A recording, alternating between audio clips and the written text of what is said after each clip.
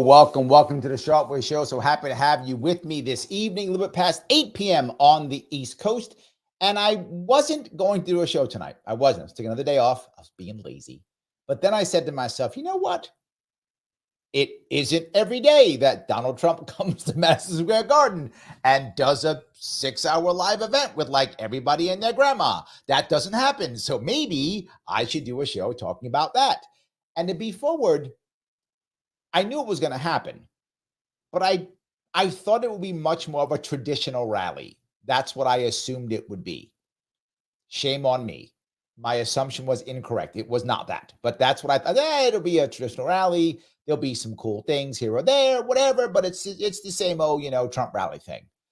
This was like a mini RNC convention. It was a different issue, a different rally, very different than what I thought it was going to be. So kudos to the Trump team for putting this together, right? I always try to give credit where credit is due. And I have been critical in the past of Trump's team. There's no doubt. I have been critical of Trump's team in the past. And they have been turning this ship around. As I've been saying it, they've been turning it around. Maybe they're listening to me. Maybe they are. Because this was very much what I had been asking for, talking about for at least 30 days, maybe 60 days. I forgot how long I've been talking about it. The idea of getting everyone together and having something like that. Now, there is a valid criticism of it, which I get, and it's a valid criticism. And the valid criticism is, well, it was kind of disjointed. There are some people who said X, then somebody else who kind of said Y, and then somebody else who thought this, somebody that thought that. Accurate, yes. But I don't think that's a criticism, if that makes any sense. I mean, you could if you don't like it because you want it to be, linear. I could see that criticism, but I think it's a strength. This was the entire point of having a team of rivals, people who don't agree, people who say things you don't like, having them all together and not having Trump get up at the end and go, well, no, that guy's wrong, that guy's wrong, that guy's wrong. Or having the guy, for example, the guy behind him was wrong, that guy was wrong. Not having that. Just saying the things that you think are appropriate in your way and keep it together. That could never have happened at a DNC rally. We saw it. We saw them literally throw people out who are Palestinians at a DNC rally. You saw that happen. So while it's a valid criticism, I don't think it's I think that's a feature, not a bug. Again, I'm completely biased because I like the idea of having all different people together. I like the idea of a team of rivals. I love the idea of it not all being one monolith. So clearly I'm biased, but if you're someone who likes everything to be lockstep in line, I could see that criticism. I just don't think it's that bad at all. I think that was a good part of the rally. I think my view, one of the best parts. Why? Because right now this is a game of inches. It's what it is. It's a game of inches, right? Like they talk about football being a game of inches. It is. There's no doubt it is. And every one of those people who said something, some of them did, some didn't. Some literally just praised Trump. Some kind of praised Trump. But they were all like, this is the right answer. All of them said that. And so for all those people who were watching went, oh, really? Huh. I think you put a couple more 1,000 votes into that bank who weren't sure. And not just that, people who weren't going to go, who thought it wasn't that important, who thought it doesn't really matter, who weren't going to go. And I know a lot of you who watch this show, you care about these things. So you're watching, you're paying attention, right? So you're probably going to go vote and pay attention, right? Yeah, got it. A lot of people weren't. Still, I mean, we know this. Last time, over 90% over 90 million US citizens who could have voted didn't vote last time. 90 million. This kind of thing, right? This kind of thing brings those people together. It does. It gets them out. They decide to do it. They go, you know what, I'm gonna, but something else happens. Why is this so motivating? And people might say, well, Larry, it's because New York's in play. Vivek said that. New York's not in play. I'm sorry. I know some of you New Yorkers are mad. New York's not in play. New York's not going red. But he's going to win. She's going to win. Sorry, Harris is going to win by maybe like 6%, 5%. So it'll be closer, right? It'll be closer. But if For some crazy reason, New York goes red. I cannot even, I would bet against it. And when someone has the money, put money on it because I'll take your money. Not going to go red. If it does, literally a sea change in the entire country.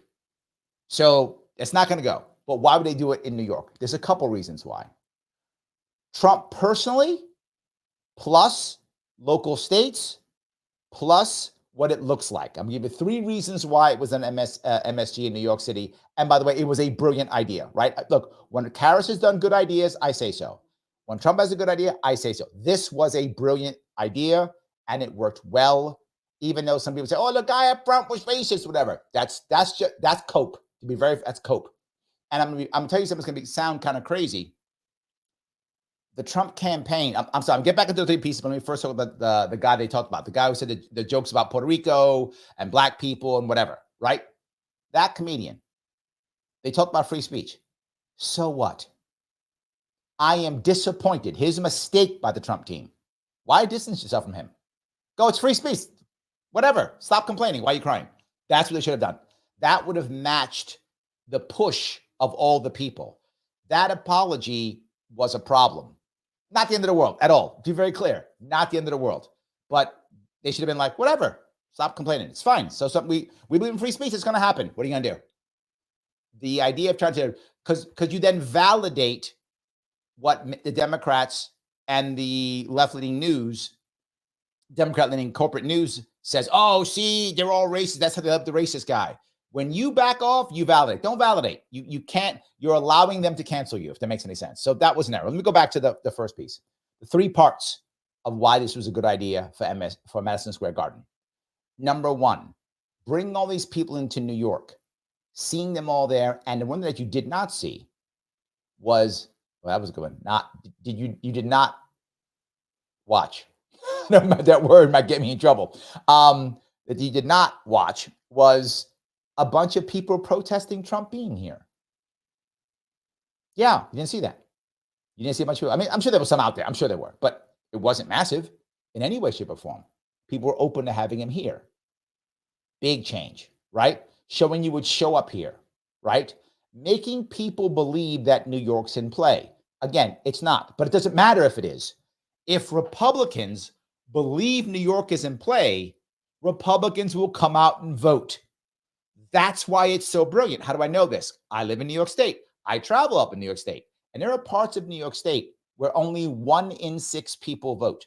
Yes, 1 in 6. Why? They've given up. They've given up. Why bother? It's never going to work. Who cares? They've given up. And I'm not joking. That's that 1 in 6.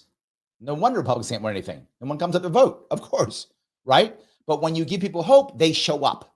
So that part will motivate Republicans in all states, even swing states. But it will motivate Republicans everywhere. They go, oh my God, if New York's in play, everything's in play. Brilliant move. Again, I don't believe New York's in play. Doesn't matter whether I'm right on that or not. The move itself is brilliant. I'm very impressed by that. Next thing that was great about this is doing it in New York brought everyone together. And now everyone goes and says what they feel. And now everyone sees it and they go, huh. So I got Dr. Phil. What? I got Dr. Phil. I got RFK Jr. I knew I had Vivek. I knew I had him. I knew I had JD Vance. They brought out Giuliani. Brought Giuliani. What? Giuliani's out here. Yes. They brought them all out. Elon Musk came. They all came out. It was the equivalent of a star-studded gala, but no one was disappointed. Nobody sang, like the Beyonce who didn't sing. No one was disappointed. I was happy. Brilliant move again. And not just that. He was asking who's going to vote. Who did vote? Again, it is motivating Republicans to get out and vote. And also something else, if you heard many people say it, Dr. Phil was one of them. He said, bring somebody else. He said, and that's what Democrats do really well. I don't know if you know how Democrats work. They're very good at that, right? They'll get a bus. They'll put all the seniors on the bus. I'm not joking. This is a true thing. They'll all go to the voting thing. They'll all go vote, but they'll come back. Republicans aren't, at least in New York State, they aren't. I mean, that may be good in your state. I don't know how your state works. I know in New York State, Republicans are nowhere near as good as Democrats are at that. Well, they're saying, do that. This is literally called stewardship. So I'm thinking it was a great deal. Now, is it a game changer? Again, no, I don't think it's a game changer. I don't. I don't think that Rogan was a game changer. However, it is slowly burying Harris. It's just more dirt. It's just burying her because he's got momentum and she's got nothing. And eventually it's going to get so big that that's the end, right? And the hope that they have is that he'll actually win the popular vote. That's the next piece. The last piece of this is I think that the Trump people want to win the popular vote. That would be, I would be surprised if that happens. I'm not saying what happened. If the momentum keeps going, he's going to win the popular vote. If it keeps going, right? There's 8 days left. If Harris can't do something to change this momentum, he can win the popular vote. That could happen. And now I know it sounds crazy because I'm the one saying he would never win popular vote. The momentum, I mean, Harris is doing nothing. There's no momentum for her. It's just going down. And the dirt's piling on, right? And I'm not saying it's like that, but even if it's like that, the more time, it gets too big.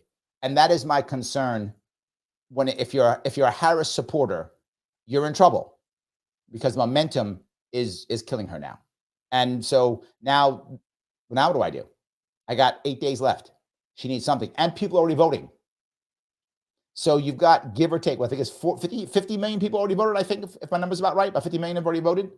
Odds are to be about 160, 170 million votes, give or take, probably in that area. One would assume maybe 180, right, million, maybe in that area, something like that. So we're talking about 1/3, give or take, 25% have already voted. Yes, 75% left. Well, you better go do something. You better go do something, Harris. If you're a Harris supporter, you better do something. I'm telling you, you guys have been teasing me about this forever. If I'm Harris, I'm going on Rogan. You guys can think I'm nuts all you want. You're losing momentum. You are losing this war. You got to roll the dice. Go on Rogan. Just go. Go on, roll the dice. If you blow it, you're still lost. If you win it, you've changed momentum around. Or if you don't have Rogan, okay, something else. You got to do something else. I don't know. Stop a war? Maybe next week or this week, stop the war. Maybe that. Can you do that? Can you get Putin to agree to stop the war tomorrow? Maybe. Can you get Netanyahu to stop the war tomorrow? Okay, do that then. Something. If you can't find some kind of momentum, this is in trouble, right? She's in trouble. So let me grab a super chat if I could. Peace, lads. Thank you, sir. The Dr. Phil speech, epic. He's full on supporting Trump. I didn't see that coming. Made me feel a bit better about voting for Trump. That's my point. Thank you for that. That's my point. And he was not full on Trump. He was full on supporting Trump. And that distinction matters. And you picked it up perfectly, Peace. You picked it up perfectly. He didn't go, I love everything about Trump. He's the greatest guy in the world. Giuliani was like, I love Trump. He's the greatest guy in the world. Oh my God, I love him. I want to marry him tomorrow. That was Giuliani, 100%. Phil wasn't that. Dr. Phil wasn't that. Dr. Phil was, there's stuff I don't like. He sometimes says stuff that pisses me off. I think most Americans think that. He's not wrong.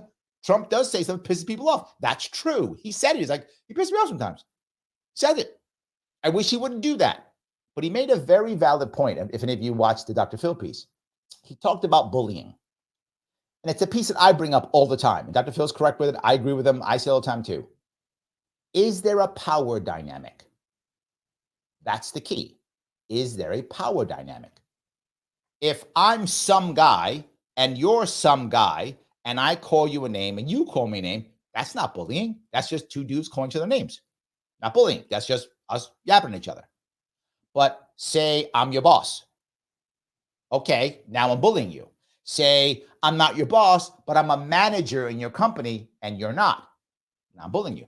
I'm a teacher, right? And or worse, you're a teacher, I'm an administrator. Well, now it could be bullying you, right? There's a power dynamic that makes sense. If I'm a massive, powerful talk show host like Joe Rogan and you're some dude, that could be bullying, right? If there's a power dynamic, there can be bullying, right? Trump is the former president. Harris is the vice president. There's no power dynamic. These are two people of stature, two people of status. There's no power dynamic here. It's just two people yelling at each other. That's not bullying. That's not bullying. Now, when the federal government attacks you, pushes you, takes you off of social media, and you can't stop them, that's bullying. And that's what he brought up. So he's like, just because you're mad at him doesn't mean he's a bully. It depends on who he's attacking. Is he attacking people who are lower than him, where he has a power dynamic? Okay, makes sense, bullying. If it's just people yelling at each other and there's no power dynamic, that's not bullying. That's just free speech. That's fine. Well, all of it's free speech. But can you target that free speech as bullying if there's a power dynamic? Otherwise, it's just people yelling at each other. So he brought that up, which I thought was pretty good in that regard. So yes, he talked about that. And then he said, that's why he's supporting Trump. And he said something else. He attacked other celebrities. He says, they don't know anything about politics, and neither do I. He goes, what do I know? I know about bullying. That I know about. And people are like, yep, you're right. So I agree. Thank you for that, for bringing that piece up. And guys, if you want to, you of course can super chat me if you want to. You can super chat me on YouTube, either Larry Sharpe or Sharpe Way, and your comment goes right to the front. If you want to become a member, which I'll grab some member comments in a second, you can click join on either Larry Sharpe or Sharpe Way YouTube, and you can join up if you want to. Either way, please subscribe if you have not. Please join me on Facebook if you have not. Share if you have not already. And of course, somehow attack the button known as like. It is the way I get recognized. Otherwise, they ignore me. I don't want to be ignored. So help them not ignore me by clicking the button known as like. So I wanted to bring that piece up. But there's something else I wanted to bring up, which is I think I've been talking about this forever. I've been saying how I want them all, the Trump team, to bring people all together, and they actually did. And they actually did. And I was impressed with that. They brought them all together and gave them all time to say whatever they wanted to say. Nobody was attacking. And again, if you think that, you would like it to be straight on and be more, okay, fine, I get it. But I don't think that was a problem at all. I think that showed some strength to it, right? I think it showed some strength. That was my view of that. And I think it showed some popularity between the people around who joined. Even the idea of bringing something like a Hulk Hogan on board, the pop culture aspect that I bring up all the time, right? Pop culture does matter. Harris does a decent job of that, bringing all the celebrities on, not bad. But all the celebrities that Harris brings on feels like they're all elitists. I don't know their backgrounds. Some of them are, some of them probably aren't. I don't know. But they all feel elitist. The people that Donald Trump brings on don't feel elitist. Now, again, I don't know Hulk Hogan. He may be an elitist. I don't know. He could be some guy. I don't know him at all. So maybe he is. But I'm telling you the feel of it, right? The feel is they're not elitist, right? I mean, Dana White could be an elitist. I don't know him either at all. So maybe he is. But none of them feel that way. They feel like they're more down to earth, regular people, right? That's how the emotion comes across. Emotion comes across at this, just differently. Let me grab, if I could. I also want to talk, I wanted to do a piece that bothered me on Breaking Points. Breaking Point talked about this, and there were things that were really bad. So let me grab a couple of comments from a couple of, if I could, a couple of members. Kim, thank you for being a member. I didn't watch the rally, but I did see Dr. Phil video clip. I think Dr. Phil should make a bit of an impact. Again, yeah, the Dr. Phil clip was critical. Yes, absolutely. Joseph, how are you, sir? Thanks for being a member also. Yeehaw, sup, y'all. Bronx in the house. It's Hudson Valley. Well, again, if you're a New York City guy like me, anything north of the Bronx is upstate. It's upstate. All of it's upstate. There we go. It's all upstate. I'm kidding, but yes, it is. Yeah. All right. Rick says, I did not have sex with that button. We're just friends. As long as you hit it, I'm not complaining. You do what you got to do. I am all good with that. Absolutely. Joseph goes on to say, you called it, Larry. They finally listened to you. You called it, Larry. They finally listened to you. Yes, I've been saying this, and they finally listened. I agree. So looks like Mike in press interview was there. He says this was a mega all-star. It was a mega all-star event. It was unbelievable. Hulk Hogan coming out was a shocker. Yes, agreed. Right. This whole piece was something very. I'm glad you were there, Mike. I'm glad you were able to see it. So yes, it was funny that it was that big of a deal. Right. It really made people feel like it was impressive. Rye Sticker says, sadly, it was the worst speech I've heard from RFK Jr. He most sounded like a Trump yes man. Um, I think worse is an exaggeration, is what I would say. It wasn't his best. I think that's true.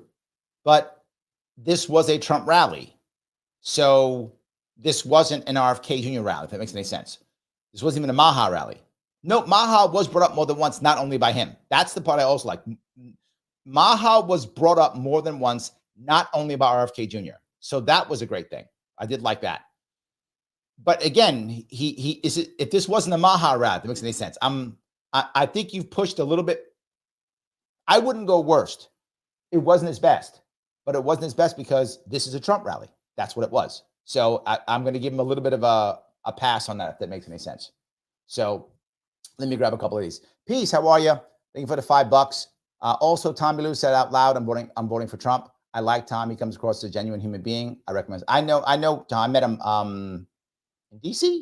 I think in DC. I think I met him in DC. He actually is, to be forward, and he would tell you this, he's actually not a Trump supporter, meaning he's not like he thinks Trump is great. He's a hardcore. Tom is a hardcore RFK supporter. Hardcore. He is all in. All in. How do I know? Let's just say I raise money for certain people, and I know. And sometimes people show me how much they care by how much they donate. That's what I'll say.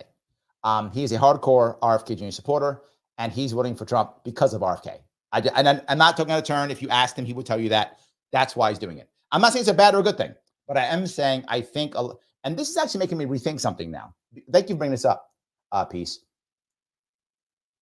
2 weeks ago, I made a call saying that I thought it would be, for popular vote, it would be Harris, for popular vote, Harris, Trump, RFK Jr., Jill Stein, Chase Oliver, and Cornel West. I'm rethinking this now because, to your point, Peace, a lot of people I know are shifting who are RFK Jr. fans, and they're going Trump. Jill Stein might beat RFK in this one now. I'm starting to think she might come in third. She might come in third. And that would be amazing for her. I mean, amazing for her. If she can come in third in this race, if Jill Stein can come in third, that'd be amazing. So I'm now rethinking that. And if this momentum doesn't stop, there's a chance Trump can win popular vote. And I did not think that 3 weeks ago. I didn't think that. I'm now starting to maybe. I still think Harris is going to win popular vote right now. I'm not to that level of Harris winning popular vote. I'm not there yet. But I'm seeing momentum. And momentum does matter. It does matter because people, those last couple of weeks, thinking, should I, could I? And there are a lot of people who are sitting in states like New York who would have never voted Trump. Never voted Trump. Now they're like, maybe I'm voting Trump. Why? Because I see this thing happen in MSG. Maybe I should. New Yorkers and vote for Trump. Maybe I should too. So I think something's going to happen. The Rogan thing gained him at least 100,000 votes. I think at least 100,000 is my guess. This one, probably another 100,000 is my guess, which again could be enough. That's what it's a game of inches. It's momentum. You keep adding 100,000 and boom, you win this thing, right? Or the reverse, people start getting scared and don't support Harris and don't show up for her. The other thing. So yeah, either way. So anyway. All right. Sarah, thank you for the $5. 2 ballot boxes near me got attacked. One totally blew up. My ballot was one of them, but I called the election office and it's safe. This here is also very scary. This here is very scary. And the part that bothers me about this, you didn't think there'd be a security issue. Like you didn't think that? You didn't think there'd be a security issue. I have talked about this a gazillion times since 2020, 4 years ago. You have to have security on this in some way, shape, or form. I'm not a security expert, right? So I'm not the guy to ask about how or what security should be. But there are literally thousands of security experts in this country. You could have called one of them and said, hey, here's a couple bucks. Show us how to secure this. I'm sure there's a way of doing that. Again, I don't know what it is. I'm not a security expert. But you could have found one who would have happily said, yes, throw me a couple bucks. I will tell you how to do this. and would have easily consulted and gave them all the ways of securing this, and they didn't. You're adding fuel to the fire. Terrible idea. Peace, thank you for the $2. I also don't hate Larry. Hit like and subscribe. Please do that. That will be amazing. Yes. Duke, thank you so much. Duke of Hex, $10 for the super chat. Thank you. Not to be a conspiracy theorist, but the amount of shenanigans the Democrats have to put Trump through to stop his presidency will not happen no matter the cost. I have heard this before. I have trouble believing it. And let me tell you why I have trouble. I'm not saying you're wrong. I have no evidence either way. But I'm going to tell you my gut on this one. There are so many people watching for shenanigans. They're everywhere. They're in my area. I see them. I talk to them. People talk to me. I see it online. People are watching, like phones are out. People are paying attention, right? You can see it even at the polling stations, right? You can see it. A lot of people are watching for this stuff. That's why I think, to Sarah's point, they went to the ballot boxes. Because at the stations, I mean, a lot of people are watching, Duke. A lot. And no matter who you are, no matter how much they want to pay you, one thing you don't want to be is caught. You don't want to be caught. They can say, I'll give you $5,000, do this. You're like, everybody's watching. I'm not doing shit. No, I'm going to get caught. You go to court. That's federal charges. You get caught, you're going to jail. Let me say it again. You get caught, you are going to jail. It does not matter how much money you go into. If you're a poll worker, you don't have enough cash to yourself out of this. You go into jail. And they know that. I know that they know that. So that's why I struggle to think that it's something at the polling booth. Could this be the thing, Sarah, with the ballot boxes? Maybe. I mean, that's possible. I could see that. That's possible. But in theory, it's happened now. They should be. Okay, should be. Maybe I'm fooling myself. They should be stopping it now. Call a security guy. I'm telling you, there's a way to secure these boxes. I don't have to know, but there is one. So that scares me. And the second piece is, even the elites now are looking for it. What I mean by that is, if you go back to 2020, 2016 even, all of the Republican elites hated Trump. All Democratic elites hated Trump, and they wanted him out. Nobody was watching for that stuff. So they could do whatever they wanted. I agree with you. Now, there's enough non-establishment purists who are in the elite world who will also be looking. So that's why I have trouble to believe that. It would have to be something literally overt, and they'd have to hope that America would accept it. Like they'd have to say something like, I don't know, here's a letter from Putin saying he did this. Like it'd have to be overt, like just openly, and they'd have to hope that we buy it, right? So I don't know what that thing is. Otherwise, how do you do it? How do you? I don't know. I don't know if I'm answering your question well, but I'm not sure. You're saying no matter the cost, but the cost is losing the country, and they've already lost a bunch of it, right? The Democratic establishment is struggling. You can see it. The Republican establishment is basically gone. I mean, they're not doing well. They're having trouble. You can see they've been splitting billionaires now, right? The Republican establishment is struggling. The Republican establishment, again, some people might not want to hear this, still wants Trump to lose. They do. They would rather Trump lose, because then they can try to recapture the Republican Party. They know it's been busted. They don't want to have to become Democrats. Half of them already have, and you've watched it. Half of them just became Democrats. But they want to go back to their party. They want to control the Republican Party. They did for decades. They don't like this. So they hope he loses, right? And then they go back and take over the Republican Party. It becomes the party of George Bush and Mitt Romney again, right? That's what they want. So if all of them get together and go, okay, it's just overt, maybe. I don't think it can be covert, I guess is my point. I think it has to be overt. I guess that's where I'll go. I think it has to be overt. That's the only way I can say it. So, all righty. Let me grab some more of these if I could. I want to keep going down. So I have a couple more I want to grab too. But I know I've got a bunch of these comments. I want to just grab a couple of them. So, all righty. Shan says 90 million didn't vote when there were 160 million votes. Yes. It was 80 million. I think it was one third. So 80 million didn't vote. There were 240 million who could have voted. 80 million, not 90. Did I say 90? I meant 80. If I said 90, it's my error. 90, I think, was 2016. 2020 was 80 million. I apologize. 80 million didn't vote. 160 million did vote. 240 million could vote. I think it's like that. Yeah, something like that. So it's a huge chunk. About a third didn't vote. So yeah, it was that many. It was a massive amount. So yes. All righty. Joseph goes on to say, Mike, my friends were taking photos of the streets outside the mob. Yes, I did see that. 100%. Yes, absolutely. Kintsugi says, if New York goes red, I believe miracles again. Me too.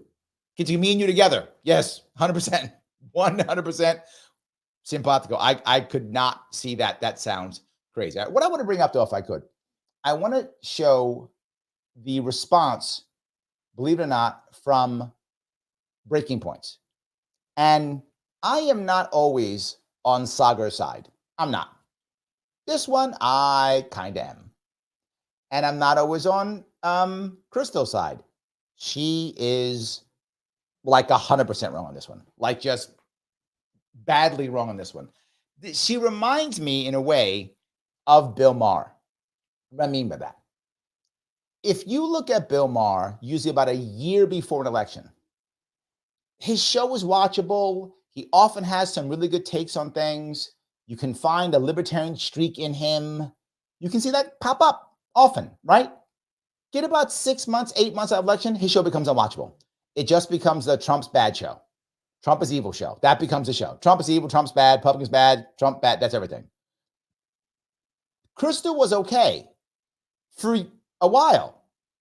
Last 3 months, 6 months, she's just been Trump is bad, vote Harris. Meanwhile, she was supporting Marianne Williamson before. Now she's like, vote Harris, Trump is bad. It's funny how people often go home. What I mean by that, they go back to their Democratic or Republican roots. It happens often. I have an advantage. My home is libertarian. That's my advantage. Everybody can say that. I've never been registered as Democrat or Republican ever in my life. I was always registered as either nothing or libertarian. That's it. So if I go home, I go back to the Libertarian Party. They go home and they go back to the Democrat Republican Party. And clearly, Saga will be voting for Trump. And clearly, Krista will be voting for Harris. Clearly, that's going to be happening. But let me show you a little bit, if I could, the part that kind of bugged me a bit. And I think you'll see why. You can become a subscriber. But as Crystal mentioned, Trump was at Madison Square Garden. Let's get to it. I don't know if you guys know this, but there's literally a floating island of garbage in the middle of the ocean right now. Yeah. I think it's called Puerto Rico. All right. Heck yeah. They led with that. And the part that bothers me about leading with that is you led with virtue signaling. You led with a thing that doesn't matter. Oh, it's a cool black guy with a thing on his head. What the hell is that? A lampshade? Look at this guy. Oh my goodness. Wow. I'm just kidding. That's one of my buddies. He had a Halloween party last night. We had fun. We carved watermelons together. It was awesome. In fact, now my point is, do you think those jokes are off color? Maybe. But you just said you're all about free speech. Let it go. He's a comedian. Move on. Right? Move on. And I don't know, some of you may be insulted, but he's joking. He's literally a comedian. He's doing a bit. I don't know why this is a horrible thing. You should be looking at whether or not you're happy with the people there and what they're doing and saying, not whether or not he took an off-color joke. She is the devil, whoever screamed that out. She is the Antichrist at her. And there's not one. Now you might go, Larry, this is crazy. They called her, some guys come to she's the devil, Antichrist. They called Trump Hitler. I don't want to get in trouble using the H word here on YouTube. The H guy with the mustache. They called him the H man.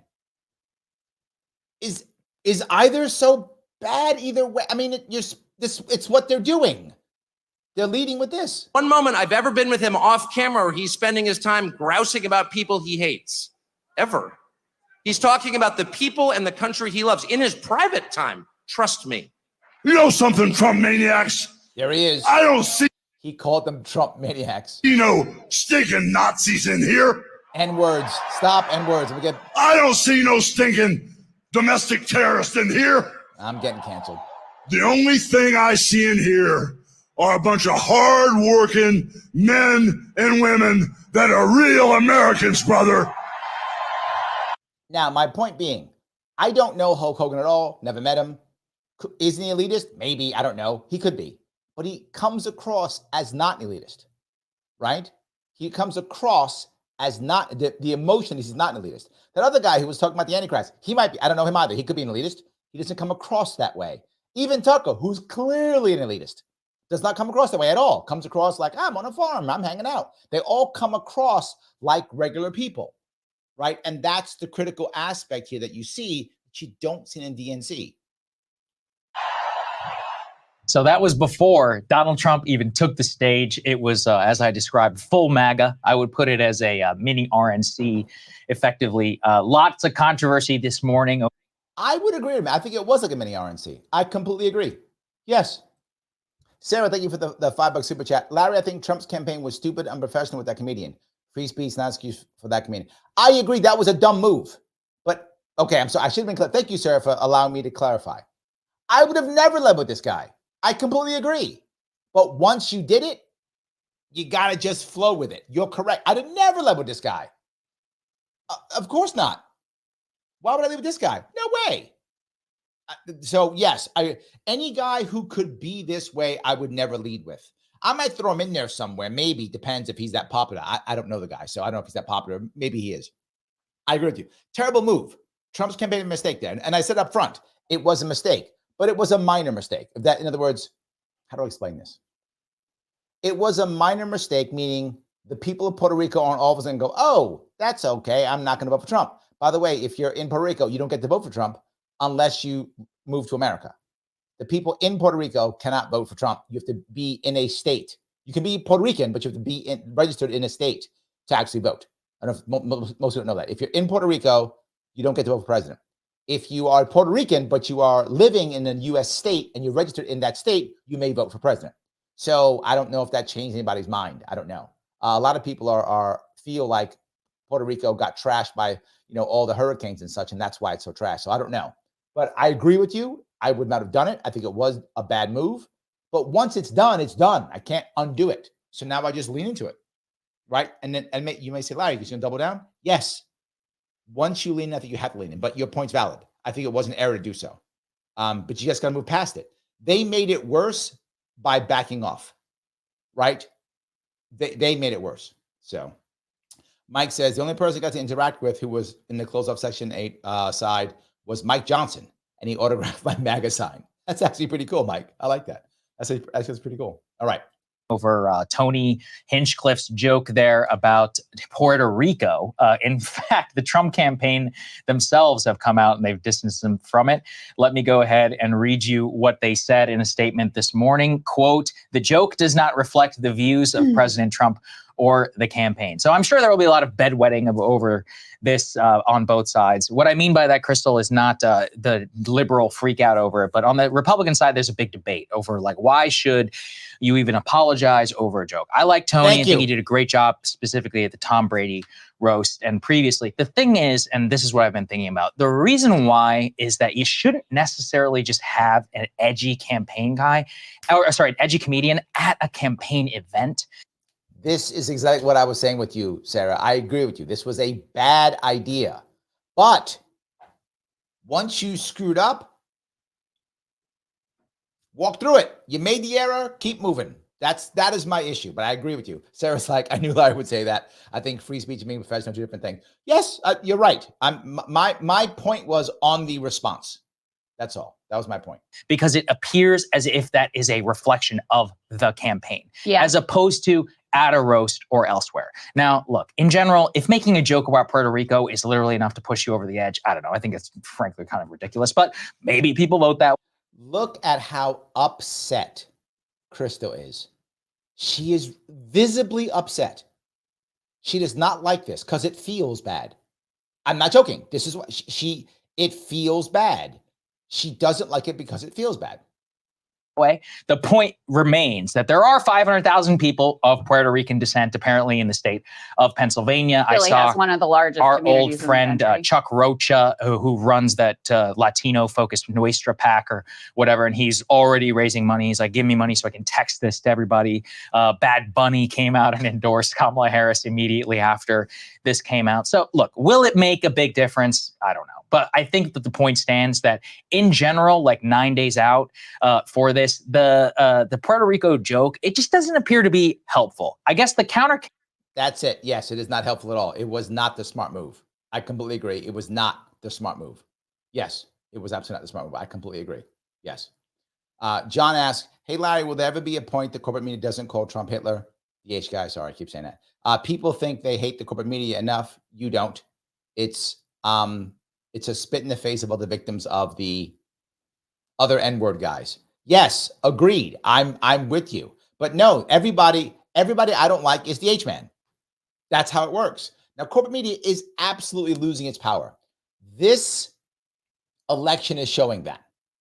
This is the election of the podcast. This is the election where the corporate media is dying. You're seeing it. Within the next 4 to 8 years, you will see it become less and less and less relevant. Less and less. It is dying. And them doing it will not matter anymore. The question is, through this one, and I'm going to cover it during this right now, is our Americans finally get tired of the establishment enough? It's happening. It is happening. How fast is the question? Case to what I would say is everyone said that about Springfield. Everyone said it about, God, I covered 2016, Judge Curiel, Khazir Khan, and all that stuff. Didn't matter. If anything, the controversy, he's so racist this time, look at this, all of that, it didn't work, right? So I'm not so sure it's going to be like totally determinative. The way I saw MSG and the rally yesterday, I tweeted this was basically a mini RNC, the most storied venue in the country. If their goal was to dominate the conversation, to have a gigantic media spectacle, I think they succeeded. That conversation now centers around them. And the only question is it 2016 when that dynamic is to his benefit, or is it 2022 when this being on full display is going to repel voters? I genuinely have no answers to that question. Yeah, I mean, it was like dark art. He absolutely has a valid point. I don't think it's that clear, which I don't think it's a home run. Again, I think it's another push forward. It's another big chunk. I don't think it's a home run, though. RNC. This was like, we're going to let our pretty similar, freak flag fly. She calls it dark RNC. Look at her body language. She hates this. It is so obvious. She cannot. The problem you have with Crystal right now is Sagar being formerly corporate media. He really hates corporate media. You can see he talks about it. He can't stand it. He hates corporate, because he talks about it when he did a little thing on, we're going to stop the corporate. He hates corporate media. Crystal still has too much corporate media in her. And when shit hits the fan, she becomes corporate media again.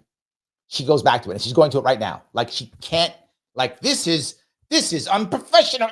She's going back to it right now. I mean, you got not just to fixate on Tony is honestly to miss the overall. No, tenor, I agree. But even the rest of that stuff was at the even if you're just looking at Tony, not only did he, call Puerto Rico a pile of trash in the ocean, there were insults at Jews, at Black people. He said they were, carving watermelons instead of pumpkins. There were insults at Latinos, disgusting sexual joke, even just with Tony. Disgusting sexual jokes. The one comedian was bad. So now everything's bad. But even if you put that aside, you got this other dude calling Kamala literally the devil and the Antichrist. The whole thing. The left calls Trump the H guy. It's the same. The whole positioning of it is this sort of like worshipful situating as Trump as like going to save us, like the Jesus Christ figure against. And that wasn't that way at the DNC. I'm not saying she's wrong on these things at all. I'm saying the hypocrisy makes me want to vomit. She's been talking about you got to vote for Harris because she has Trump derangement syndrome. She does. And so now all of a sudden, when the RNC does its deal, which was the same as the DNC, now it's bad. It was fine when they were worshiping Harris, when she was going to save everybody, when she was hoping, when she was freedom and joy, that was fine. She's utterly wrong. She can't, because it doesn't feel good. She can't stand it. Kamala, the Antichrist. You had another speaker who referred to her effectively as a sex worker, saying she had her, pimplet handlers. You've called Trump worse. You've called him, I can't say them because I'll get canceled. Same. If you're going to say one's bad, the other one's bad. Absolutely. John says, Eric Adams spoke positively about the MSG Valley being in New York, and The View today say enough bad things about. Yeah, of course. Yes. Look, Eric Adams is smart. He needs some allies. Not just that. He's happy to have all that money coming to MSG. So yeah, I get it. If I'm the mayor, I'm saying the same thing. I'm with him. That's not a bad thing to do. I think it's a smart thing for him. Yes, absolutely. Hulk Hogan, at another point, we played part of his comments. Another point, he seemed to make a Hawk Tuah joke about Kamala. You had Byron Donalds, who is a black congressman, introduced literally with Dixie, the de facto anthem of the Confederacy.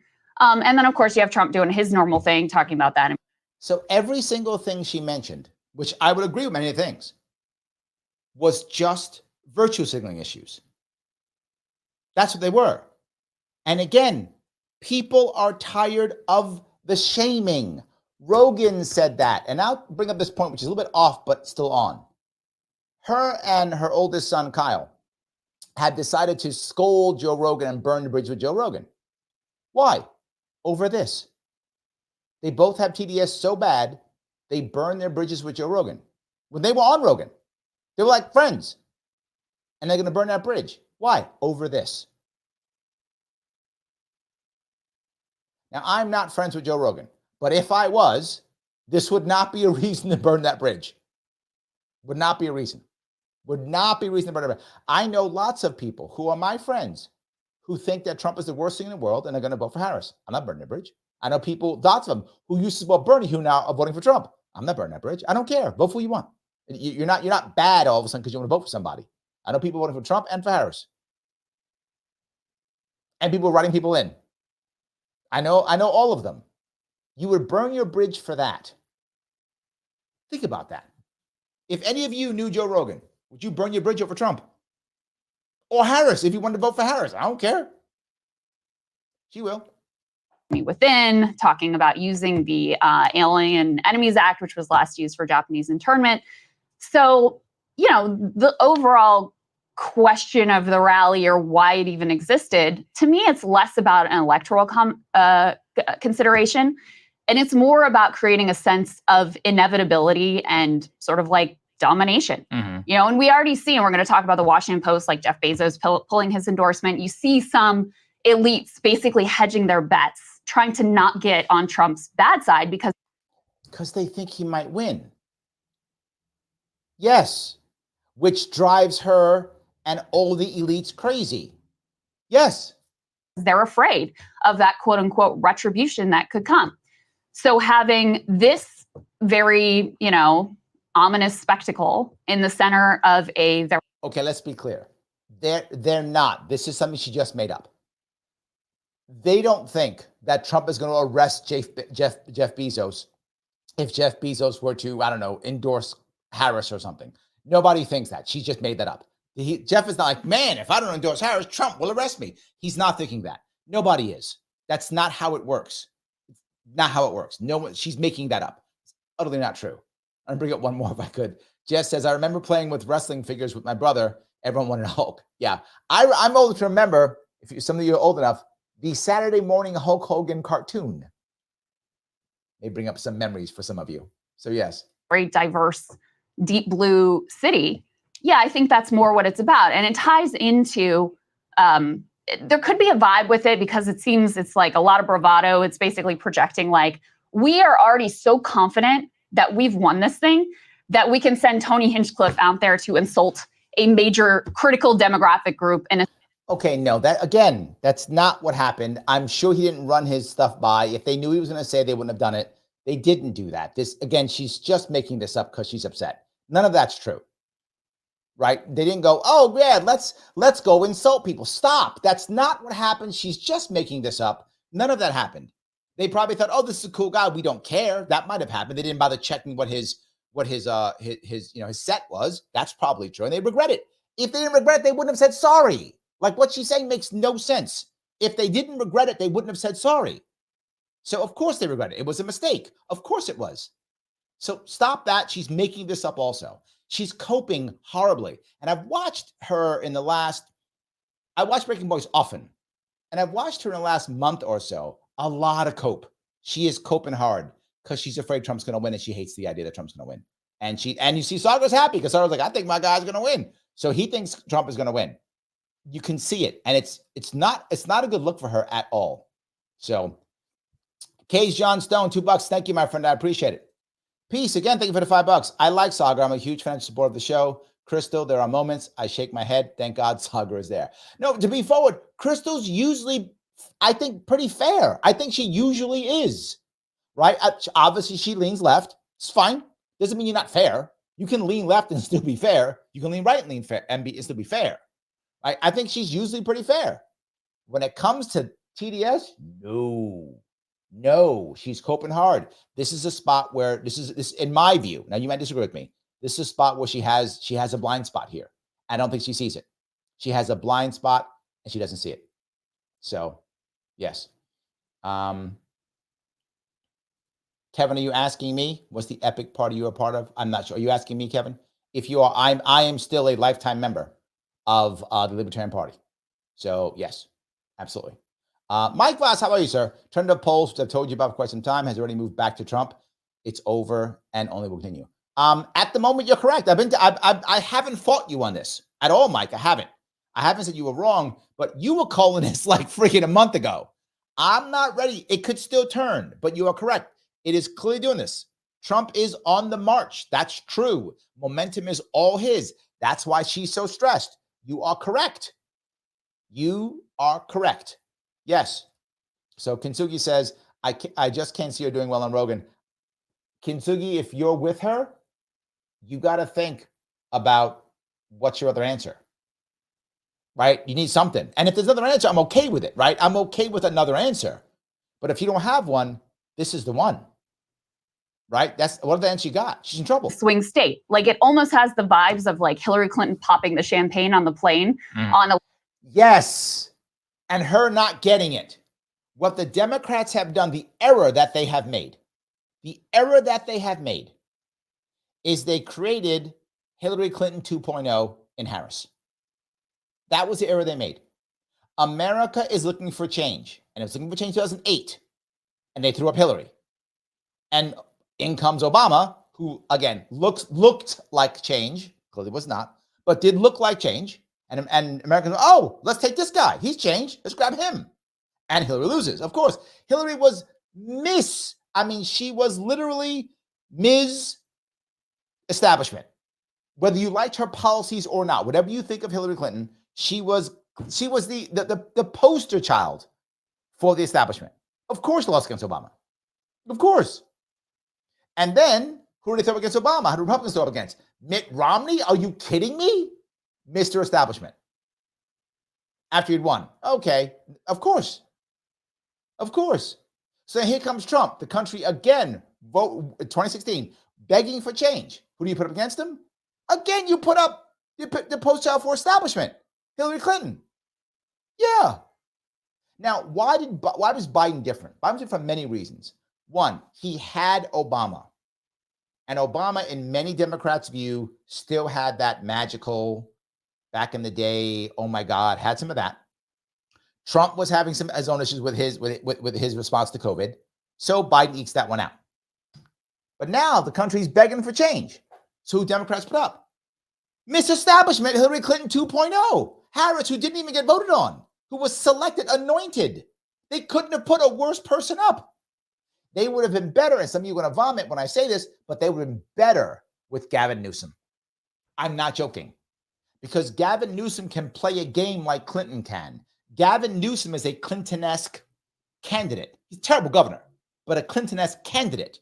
He could have played the game and acted like he was the new guy, whatever. He could have played the game because he's an amazing actor. He could have done it. Harris is a terrible candidate. And you wonder why you're losing. Nothing but mistakes. Nothing but errors. That's all it was. All right. P says, Tony Hinchcliffe, some of those shows have let me laugh uncontrollably. Humor is so important to our mental health. We need humor at each other.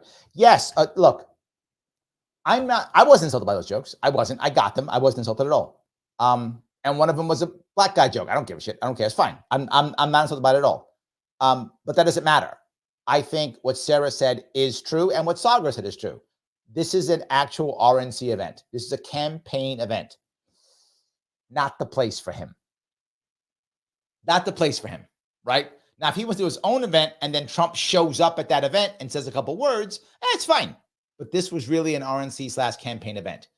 This was not the spot for him, if that makes any sense. I agree with Sarah on this, and I agree with Sagar on this. My only issue is once you do it, you got to just keep going, right? You have to keep going. So, yeah.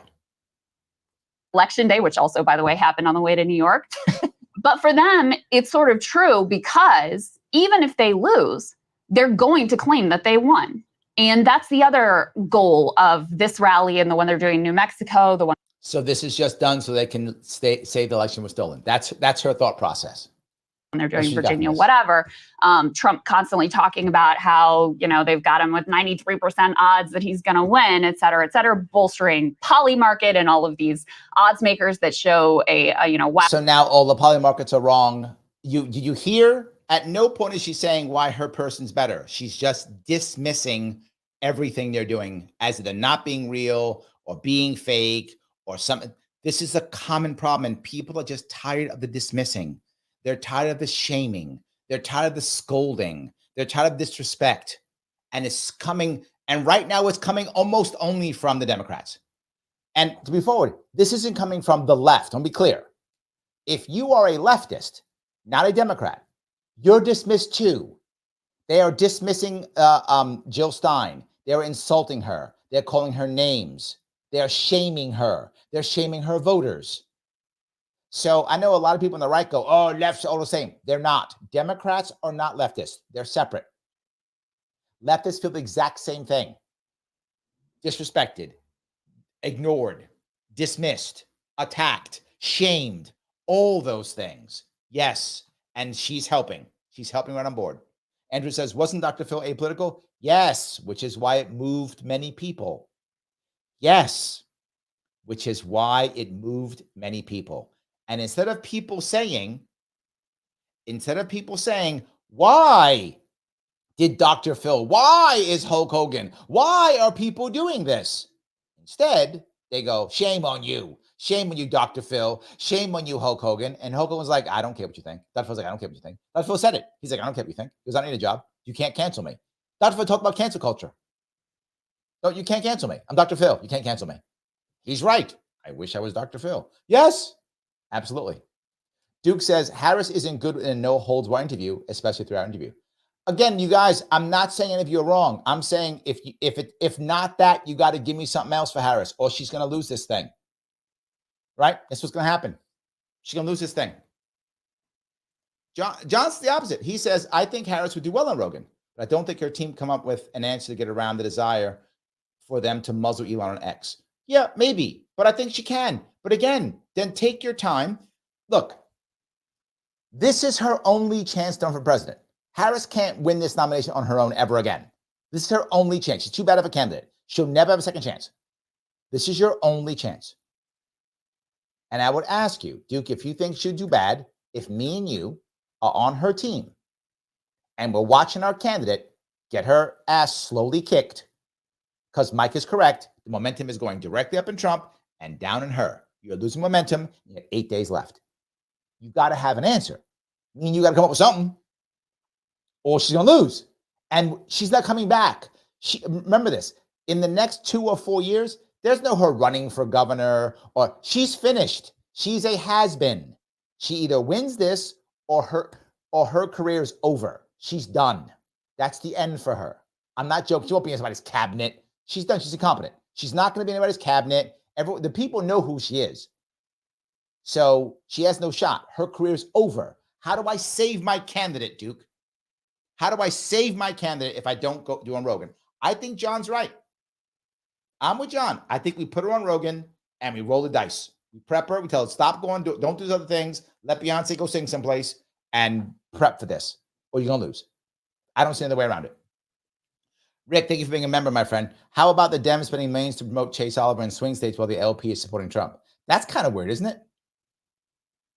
But it's politics, brother. It's about money. It's about money. It's about the money. I get it, right? Absolutely. Kintsugi says, I can appreciate people who vote for Trump, but still can criticize them. Hero worship annoys me. I agree. Yes. Shelley goes on to say, AC went off the wall this morning. They are all, right? They are all coping. They know this was a good thing. They know it was a good thing. And they're like, we can't make this be a good thing. It was a good thing. So we have to shame it, dismiss it. That's what we have to do because it was a good thing. Wildly improbable probabilities in favor of Trump is to create the sense of inevitability so that if they lose, their supporters will all be primed to think this could not have been fair. It must have been rigged. And so, that's part of the what she's saying is so there can be a revolution. That's what she's saying. Goal of this rally as well. The goal of the rally is to create another J number after 5, to create that. Yes. She's making this up. This is cool. And yeah, I mean, it was like, I found it very disturbing. I found it really ugly. And look at Sagar, like, oh no, I got to go deal with this. Okay, let me deal with this question now. of the electoral implications and the calculus that went into this, et cetera. We were talking after the Rogan interview about how the goal for Kamala in these final days is I can be commander in chief. The goal for Trump is I'm not a fascist, I'm a bro, right? Hanging out with Joe Rogan. Don't think that this rally really served his interests in making him seem less scary, less dark. She's utterly wrong. Dr. Phil was a big deal. Kennedy was a big deal. Absolutely. She's utterly incorrect. It's not even close. She's 100% wrong on this. She's just coping. This is a Jess. I feel like Dr. Phil likes Kennedy much more. It came down to Harris or Trump. Same, think every election, this or that, blah. I hate it too, Jess. I can't stand the two-party system. I can't stand it. I want to vomit every time I think about it. But this is my point. I agree. Dr. Phil, by the way, is similar to Tom. Dr. Phil is not a huge Trump supporter. He isn't. He's a hardcore Kennedy supporter. He had him on a show twice, trying to explain stuff, trying to get people to see Kennedy for a real person. Dr. Phil's not a Trump supporter. I don't know if he is, but he's a Kennedy supporter. He's voting for Trump because of Kennedy. That's why he's supporting him. And I'm telling you, I watched both interviews. Dr. Phil is a Kennedy supporter. He is not a Trump supporter, but now he's a Trump supporter. Same as Tom. Tom Bilyeu it's because of Kennedy. It's not because of Trump. They're in their minds, they have done what, if you remember when I had Adam Moreno on, Adam Moreno said, I'm voting for Bobby through Trump. That is how they see it. So I think your point's right on. And that part is a big deal. And that could be 1 million votes for Trump. Think about that. There, at his lowest, Kennedy was polling at 5%, at his lowest. Let's assume that's all he had left, 6%, say. His highest was about 19%. It was his highest, depending upon what. So let's average out 5 and 19 is what? 12%. So 12%. So let's say he would have got half, 6%, right? If he pulled at 12, he would have got 6%.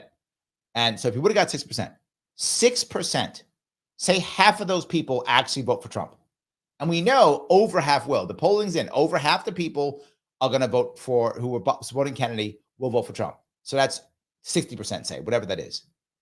So what's that, 4%? 4%? If it's 2%, it's huge. 2% of 160 million votes, it's over 3 million votes. This happens, you give one side 3 million votes. All I can tell you is, Democrats, don't you wish you had don't you wish now, if you're a Democrat, if you're a Democrat established, particularly if you're a Democrat in general, don't you wish you had an actual primary? If you just run a primary, if the Democrats had just run a primary and let everybody in it, Bobby Kennedy Jr. would have either won or lost. If he had won the primary, you got Bobby Kennedy as a Democrat. Probably would have beat Trump. At least could have, had a shot at it at least. He has some personality. Could have got independence. If not, you wouldn't have got Harris. She'd have lost that primary in 5 seconds. Somebody else would have come up. Whoever that person, they would have been a better candidate than Harris. And Kennedy might not have dropped out if you just run a primary and put him in. Kennedy might have jumped on the train of the next guy. What if it was Newsom or whoever? I don't know, whoever it was, right? Say goodbye when I say Newsom. Say it was Newsom. And Newsom says, hey, Bobby, jump on my train. Now Bobby's on that train. Everything changes. If the Democrats weren't as hardcore authoritarians, you keep Tulsi Gabbard in 2016 and 2020. But you couldn't do it. You had to throw Trump. You had to throw out Bernie. So now you lost Tulsi Gabbard. You was authoritarian, you lost Elon Musk. Remember, he was a Bernie supporter. So authoritarian, you lost Joe Rogan, also a Bernie supporter. Yeah, these guys were all Democrats. You lost all of them. And now you lost RFK too. Democrat for years. You lost all of them. Why? You're so authoritarian. You're so much about the establishment. You can't get around it. You're losing all your people. It's falling apart. It just is. I don't mean to be cruel about it. I'm just being honest about it. So, peace. Thank you again for the $10. I saw Harris caught in an open mic talking to a friend for a brief moment. I saw the real person and I liked it. I want to see the real Harris. And if I do, I might actually like her. Maybe. The problem is she doesn't really know much and she's not that great, to be forward with you. And it's too late for that. If I'm helping out Harris, if I'm her executive coach, if I'm on her campaign team, if I was in her inner circle, I told you this, what I would have already told her already. I brought this up before. 2 years in. So in 2022, I come out and I change everything. I reboot myself. You have a reason. You have to announce the epiphany. I would have said, here, you've now been in the White House for 2 years. You've seen so many things. You've watched stuff go down and you reboot yourself. And peace to your point, you show the world your real you. You go, my God, I didn't realize how this worked. Now I see it. I saw this. I met with Putin. I met with this person. I went to the border, blah, blah, blah. You do all the things. And you go, you know what? Wow, my eyes have been opened. Kennedy did it and people ate it up because it was real. It was real. She could have done it and then given us the real person 2 years ago. And then come up with her own policies, her own ideas about how she actually feels 2 years ago. Now, if that were true, if what you're saying is true and she'd have done it 2 years ago, then you would see, yes, that's who she is. Okay, I get it. But she hasn't been herself for decades. She doesn't know who she is. Neither do we. Nobody does. Peace goes on to say, thank you for the $5, my friend. That's right, Larry. We're voting for Bobby through Trump. That's why I'm on board. Love Bobby. I made a decision to trust him. I think a lot of people have done it. And my worry, as I've said before, and as you know, some of you guys have noticed, my worry was they couldn't turn the ship around. The ship is turned. They turned the ship around. It was a long, hard turn. It's a big ship, and it had a lot of stuff to do, but they turned it. This rally showed me the ship has been turned. The ship has now been turned around 100%. It is now facing the right direction with everybody on board. Anything feeds into the closing message of the Harris people of like, listen, you should take seriously what John Kelly, Mark Milley, Jim Mattis, Mike Pence have to say about who. Yes, but here's the problem. You should take serious about what these people said, not about Harris, about Trump. That's the issue. It's about Trump. Take seriously the stuff about Trump. Okay. So Trump bad. People know how bad Trump is. We know this. It doesn't change because now now more establishment people said it. What was Trump's defense? They're all establishment hacks. Well, then it's the same thing. It doesn't work. It's so obvious it doesn't work. But the problem is so many Democrats are so establishment, they still believe, well, if establishment says so, it matters. The reverse is true. Peace out to you again. Thank you for $5, my friend. Intelligent Democrats won a primary, but instead we got lawfare. Yes, I was pissed off. I really didn't understand how much lawfare there is. I did. I've been hit by lawfare for years, many times, and lost every time. I've been smashed with lawfare, and I've lost every time. So yes, I do know how that works. But yes, that's my point, right? If the Democrats had just done a primary, this doesn't happen. This doesn't happen. But they didn't. They thought, we don't have to. We don't respect anybody anyway, so who cares? This guy actually is. So, I don't buy that it serves them electorally. And they also have a different coalition than they did in 2016. In 2016, Also it was true. all about juicing the white working class vote. Worked for them, obviously, enough to win in the Electoral College. This time, they are really reliant on eating into Democratic margins with Black and Latino men. Yep. So that, I think, is part of why, whereas in the past, in 2016, if there was some racist joke made or whatever, Trump would never have apologized for it. I think the fact that they're trying to court that different coalition are really electorally dependent. Okay, two things. One is the problem they're having, which is not necessarily a bad thing, as I said, my view, not a bad thing, is they have so many coalitions all together now. They do. She's right. That's what they're literally saying. All these different people who are all different reasons, they're all together. It's hard to manage. It just is. Libertarian Party has the same problem, right? People who are so hardcore on certain things. You got a guy who he's all about in the Fed. That's it. That's all that matters. Only about 2A, right? Oh my God. So you say anything else, they don't care. They get angry. Talk about my issue only. Happens all the time.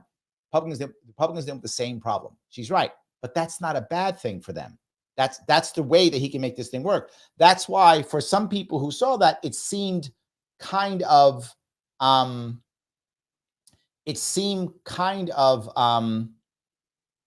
disjointed. But I think, again, that wasn't a bad thing. I'm not against that. It's not a bad thing.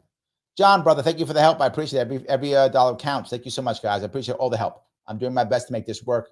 I'm so glad you guys are helping out. Thank you. On that different coalition is what leads even the Trump campaign to be like, that was too far. See, I don't know. I have a totally different read. I didn't see that. I mean, I think you're primed to see darkness, so you're seeing darkness. I'm trying to look at it as like basically an entertainment event when you literally have Hulk Hogan like ripping his shirt off and coming out and be like, we're not Nazis here. And then you had Tony Hinchcliffe and the comedian. The aspect of it to me was just pure camp and entertainment. You could see darkness if you want to, and you're taking it. He's correct. You can see darkness if you want to. Pete, not a Hogan fan, obviously. Hogan is a total BS artist and a self-promoter. I think that's accurate. He never, I don't know if he's bullshit, but he's definitely a self-promoter. He never put anyone over in the ring. As a kid, I'm not sure where you're going with that. As a kid, I loved Hulkamania. Me too. As an adult, I realized what an a-hole he was in his industry, but I still freaking love him. Well, it's a win for him either way, right? I love that. He's a win either way. I love that. Please, thank you for the big boy. Keep doing the work, Larry. You have the best show on politics. Thank you. Oh, my friend, I'm glad. Thank you for that. I appreciate it. I'm trying my best to give you guys as much inside information as I can. And I'm trying to call balls and strikes. Clearly, I do have a bias towards RFK Jr. Clearly, I do. And towards libertarianism also. Clearly, I do, obviously. But I'm trying to call balls and strikes to the best of my ability, to be clear and as open as I can be, and to show how either side could win or something like that. So yes, I hope it's working at least. As he says, Tom came out as an RFK supporter earlier. Correct. He was all in. Now, I've met him. He is all in. He is an RFK Jr. supporter, 100%. There's no doubt. And he's doing this because, to Peace's point, he's voting for Bobby through Trump. That's what he's doing. Seriously, but the whole point of Trump is that most people don't take him seriously, specifically the people who vote for him or are inclined to do that. So for them, like, they see, if anything, the media bedwetting, they love it. There's nothing they love more than to see people call him a fascist or a racist or compare it to Nazi MSG. That's the best thing that could happen for them. See, this is the part that he gets and she doesn't. The shaming is powerful now, right?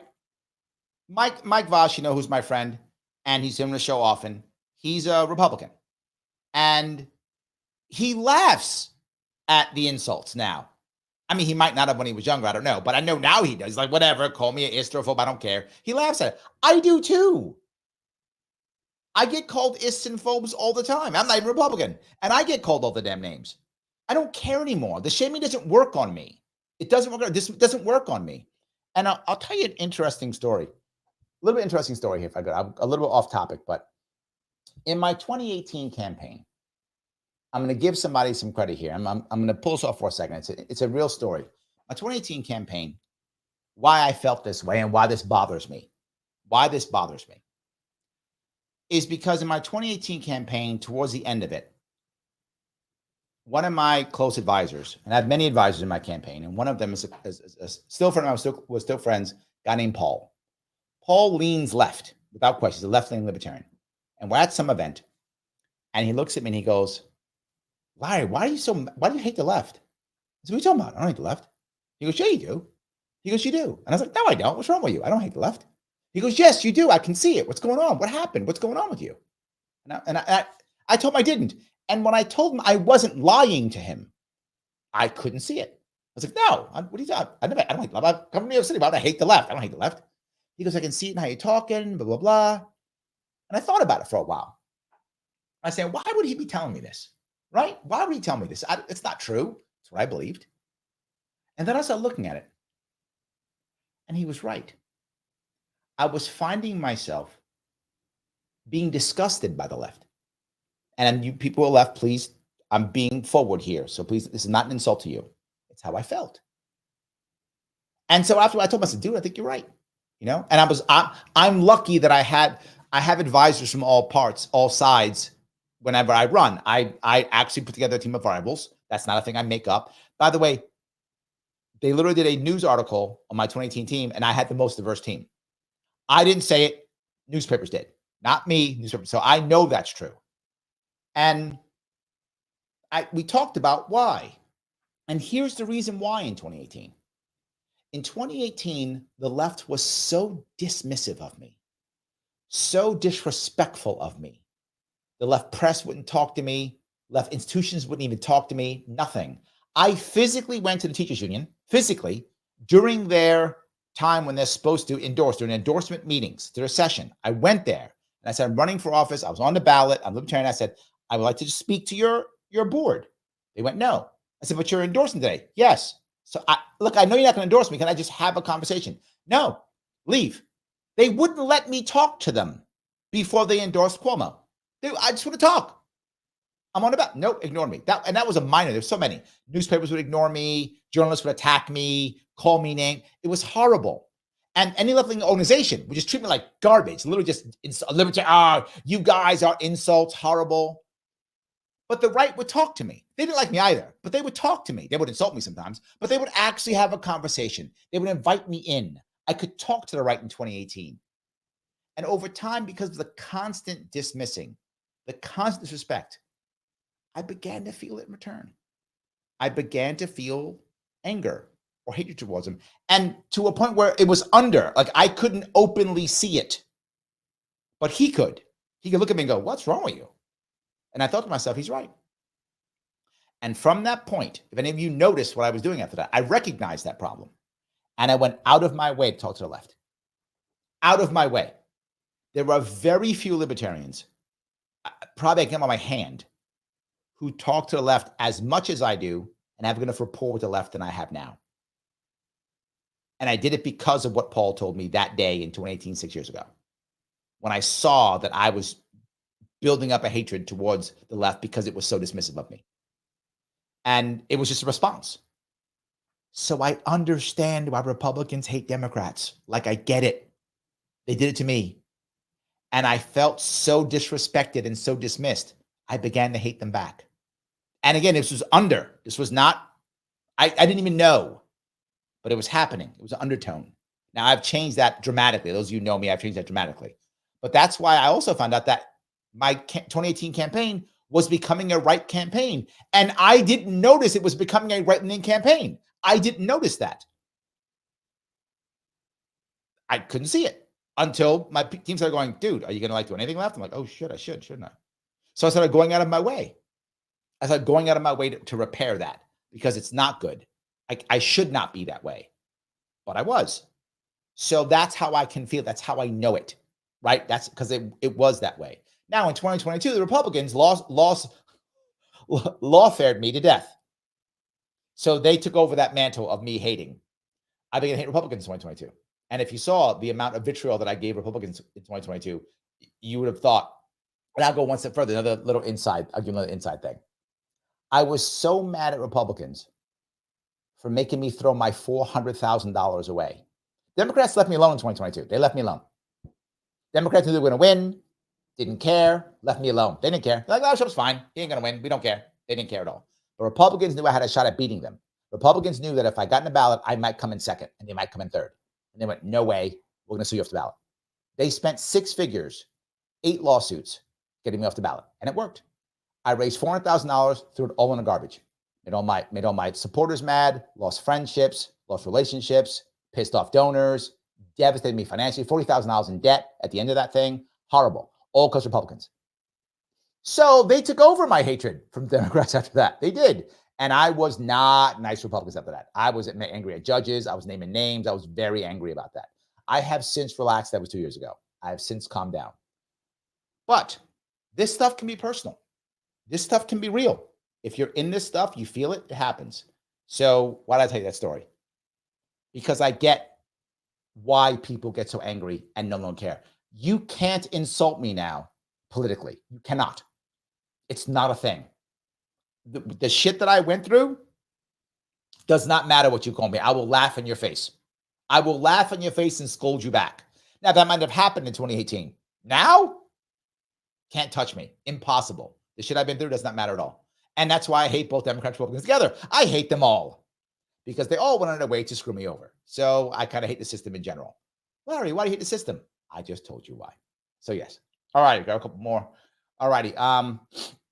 One more here. Let's see here. Sarah says, you can get Sharpe Way gear, spread the good news. You can, but I don't have a good enough show right now. I will get a better store coming up here. I will get a better store. Garrett, thank you so much for gifting 5 memberships, my friend. Thank you so much. I appreciate that. Yes. Sarah was going to say, Larry's an idealist. Aw, that's the bestest. It is true. That is the bestest. It is. Again, thank you. All the emotions are hot. I recently talked to friends that are deeply blue and they think that I'm affected by propaganda. Yes. I'm an idiot. Need to be fixed. Yes. Your thoughts on keeping love between red and blue. I think the only way you can do that, to be forward, is talk about what you want as the outcome. Say, I want Bobby Kennedy to fix our food, or I want Bobby Kennedy to make us healthy. That's more important. I think you copy what Bobby said, which is we have to love our children more than we hate each other. I think you copy that message. It's not a bad message to copy. I would copy it. And then, but Trump's evil, but he's a bad guy. Yep, but he look, Democrats didn't want Bobby. They didn't want him. Trump does. That's it. That would be my view. Try that style. And then don't fight them. Just leave that and then still love them. After this is over, they will come back to you. They'll come back to you. After it's over, they'll come back to you. It'll take some time. If Trump wins, they'll blame you. Of course, they'll blame you if Trump wins. But after that, they'll come back to you. They will. Just don't hate them. Don't be mean. Say it's about what you feel, what you're trying to achieve. In the long run, they'll come back to you. They will. It'll take some time, but they will come back. So I know, look, I have lots of political enemies that have come back to me in my family. Lots of them have, right? I'm the guy saying, I don't care who wins. I just want something independent. And they're like, no, but my guy is the right guy. I make everybody angry. So yes. The Texas spy historian coming from Rumble. I've talked with some people. Are we going back to that again? All right. I'm going to let that go. We're good, Texas. We're good. Don't worry about it. We're good. I'm going to let that go. I'm not going to bring that up. We're going to keep going. So I hope that was an interesting story for you guys, by the way. But that actually happened in 2018. And it does show that I actually do keep a lot of people around me from different ideas around. By the way, if you are watching on Twitter or Facebook, please share this. If you haven't clicked the like button, please click it. If you haven't subscribed or you don't follow me on YouTube or Facebook or Twitter, please do so. As you've seen super chats, you know, super chat if you want to, go right to the front. If you want to become a member, I try to grab my members to the best of my ability. It's $5 per month. Click that join button. You become a member. Helps me out to keep doing more of this so I can spend more time doing this and less time working. So I want to do more of this if I can. That is the way to make it happen. I appreciate it. All right, and keep going here.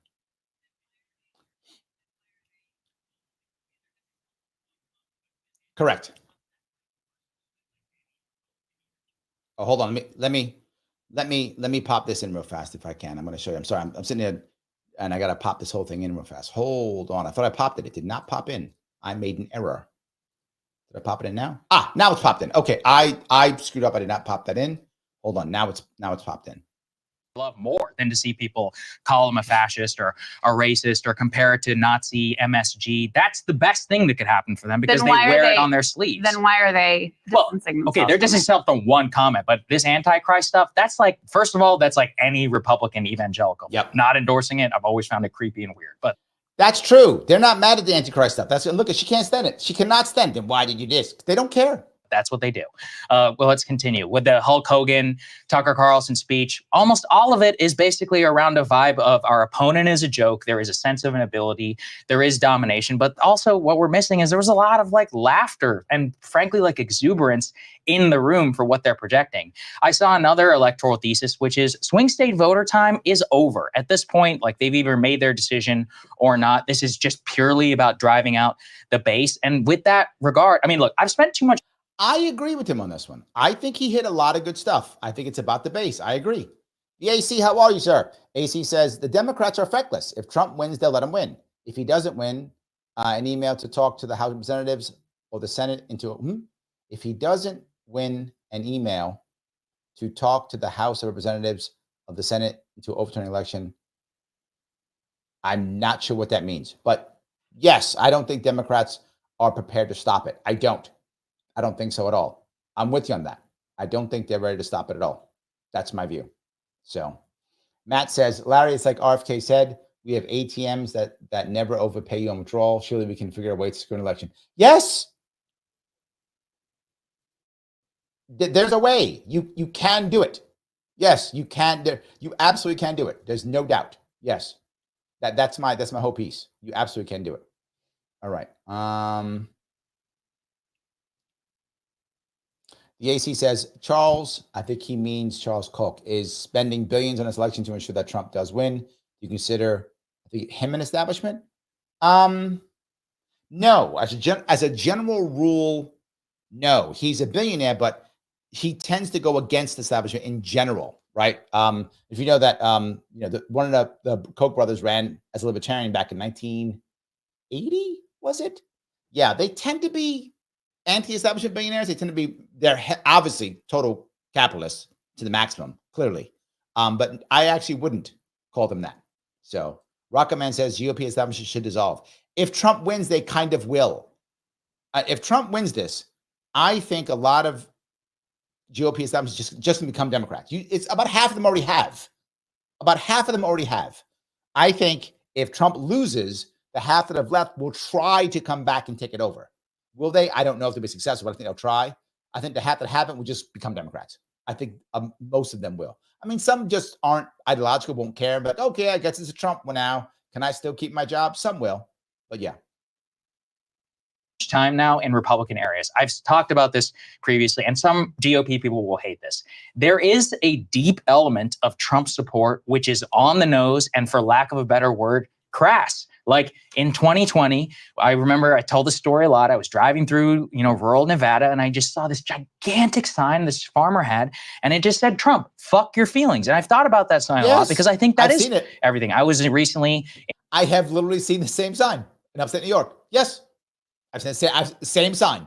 In Pennsylvania at like one of those pumpkin patches or whatever. And there's literally like grown men walking around with like F your feelings t-shirts and I'm voting for the convicted felon bumper stickers with truck nuts, as we'll get to. There is a deep element of that. And those people love this. And you can hate it if you want, but they like it. It's the whole MAGA meme. There's are you offended yet? I'm a white Christian male. Like, does that piss you off? That is a deep part of Trump culturalism, which is aimed. And this is the point that she doesn't get. She can't understand this. How can you not be shamed? That is the current Democratic Party's way of fixing any problem. Shame, dismiss, disrespect. How can you not be shamed?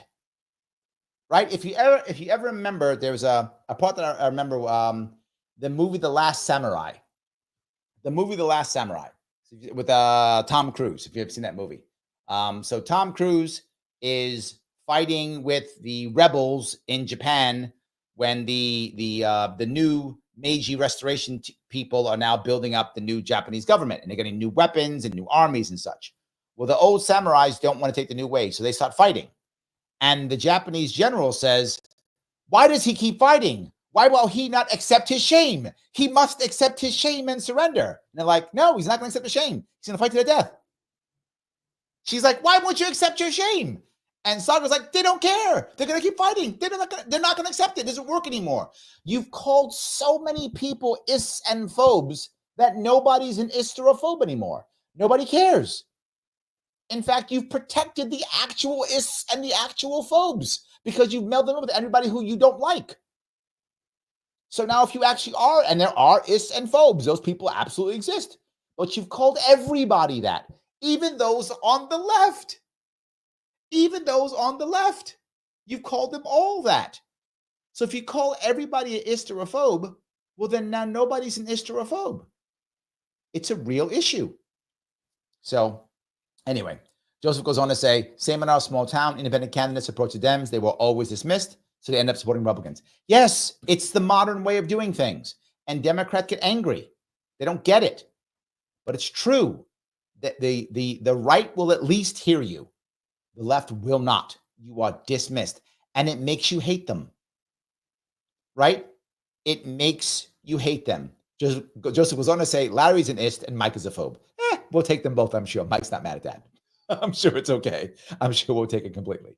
It is an issue, you know, that we worry about when it comes to left versus right. I don't want to not like the left. I don't want to not like the right. I want to hear people what they are. It becomes challenging when the left is so damn dismissive, right? Sarah says Larry deserves at least 10 million. Correct. Yes. Yes, that's correct. Let's make sure that happens. Yes. Shan says, if the left / Dems have become so far from civil, I'm a liberal libertarian and the Republicans are right, seem more open to conversation. It's true. They tend to be, they're more open to it. Doesn't mean they'll agree, and they may scold you, right? But I'll give you an example that's internal. This is an internal example. And some of you may remember I used to have an afternoon, Friday or Thursday afternoon show called the Sharpe Crew. And there were 3 people on it. Me, Mike Voss was on the right, and we had a woman who was on the left.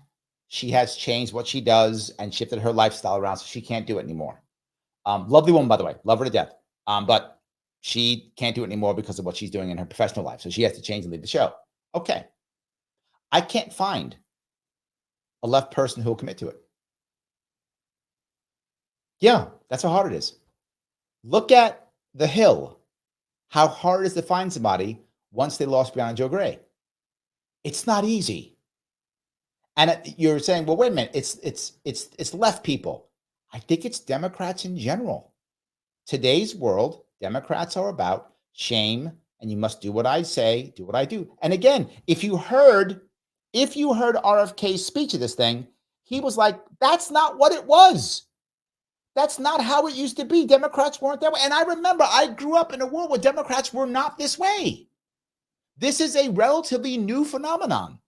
Democrats were not this way. If you're, I know some of you are younger, some of you are older. If you're older, you can remember Democrats were 70s, 80s. Democrats weren't that way. They were anti-war. They were all about free speech, free love. They were all about all that stuff. Those days have changed. It's not that way anymore.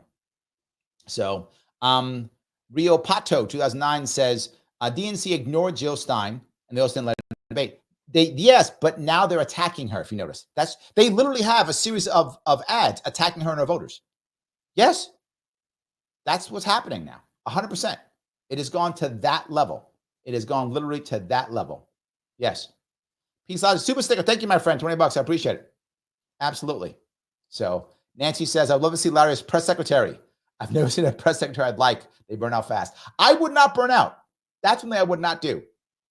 I would definitely not burn out. That's for things I might do. Burnout is not one of them. I would absolutely not burn out. That's one thing I would not do. So I do appreciate that. No burnout for me. All right. Let me grab a couple more of these if I could. All righty. directly at the beating heart of institution and of Washington. So I see this as the apotheosis of MAGA. The question in my mind, is it 2022 or is it 2016?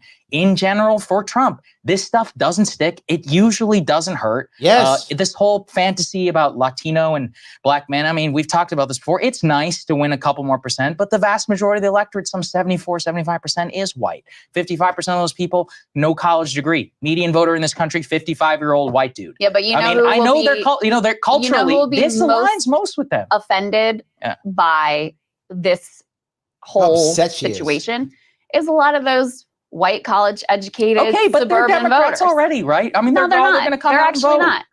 Okay, they are Democrats. Anyone offended by this is a Democrat. I'm just saying the truth. He's right. She is acting like the rest of the world's like her. No, she is privileged. She's an educated woman. She's a Democrat. She falls right into that line, and she thinks everyone else gets offended like her. Not true. Kim says it. Thank you, Kim, for being a member. The black joke will actually pull in more black men voters. Yes, it will. Instant Defense says, Satan is here. I'm voting for Trump. There we go. And they would have poured holy water on you, Instant Defense, and you're still going to vote for him. Yes, it's not the thing. It's not the thing. Yes. Are we giving out ages? Jess says, I'll be 45. Sarah, I'll be 47. I've got you both beat. That's what I will say. I know I'm a good-looking man, but I got you both beat. That's all I'm saying. I do. Yeah, I got you. Adrian says, almost every single thing I used to be left is not the DNC. Yes. Adrian, yes. You're right. If you're a 1979, 1982 Democrat, you don't believe this stuff. None of this. This is what are you talking about? If you were to take what Democratic Party is now and go back in time and get like 25 regular Democrats in 1979 and say, here's it. They'd be like, what is this? That's not true. What are you talking about? It's you can't recognize it. Now, those of you who are like, in your 30s, this is probably all you've known. Probably even 40s, maybe. Probably all you've known. But if you're in your 50s, 60s, 70s, you know exactly what I'm talking about. You know exactly. It's a different party. It's a different party. It just is. Yes. Peace Logic, thank you for the $10. There's a reason why you shouldn't watch Larry's show. You might go broke supporting him. Yes, you might go broke supporting him. It's true. Yes. But I'm okay. Do what you want. Up to you. Up to you. Grace says, GOP establishment equals neocon. Yes. Accurate. Yes. Accurate. 100%. All right. I mean, that's where, listen, I think you're right that this is the kind of beating heart apotheosis of MAGA. And that's what I find so disturbing. I think the deal, the implicit deal that... See, it's disturbing for her. She hates it. But here's the thing you have to ask yourself.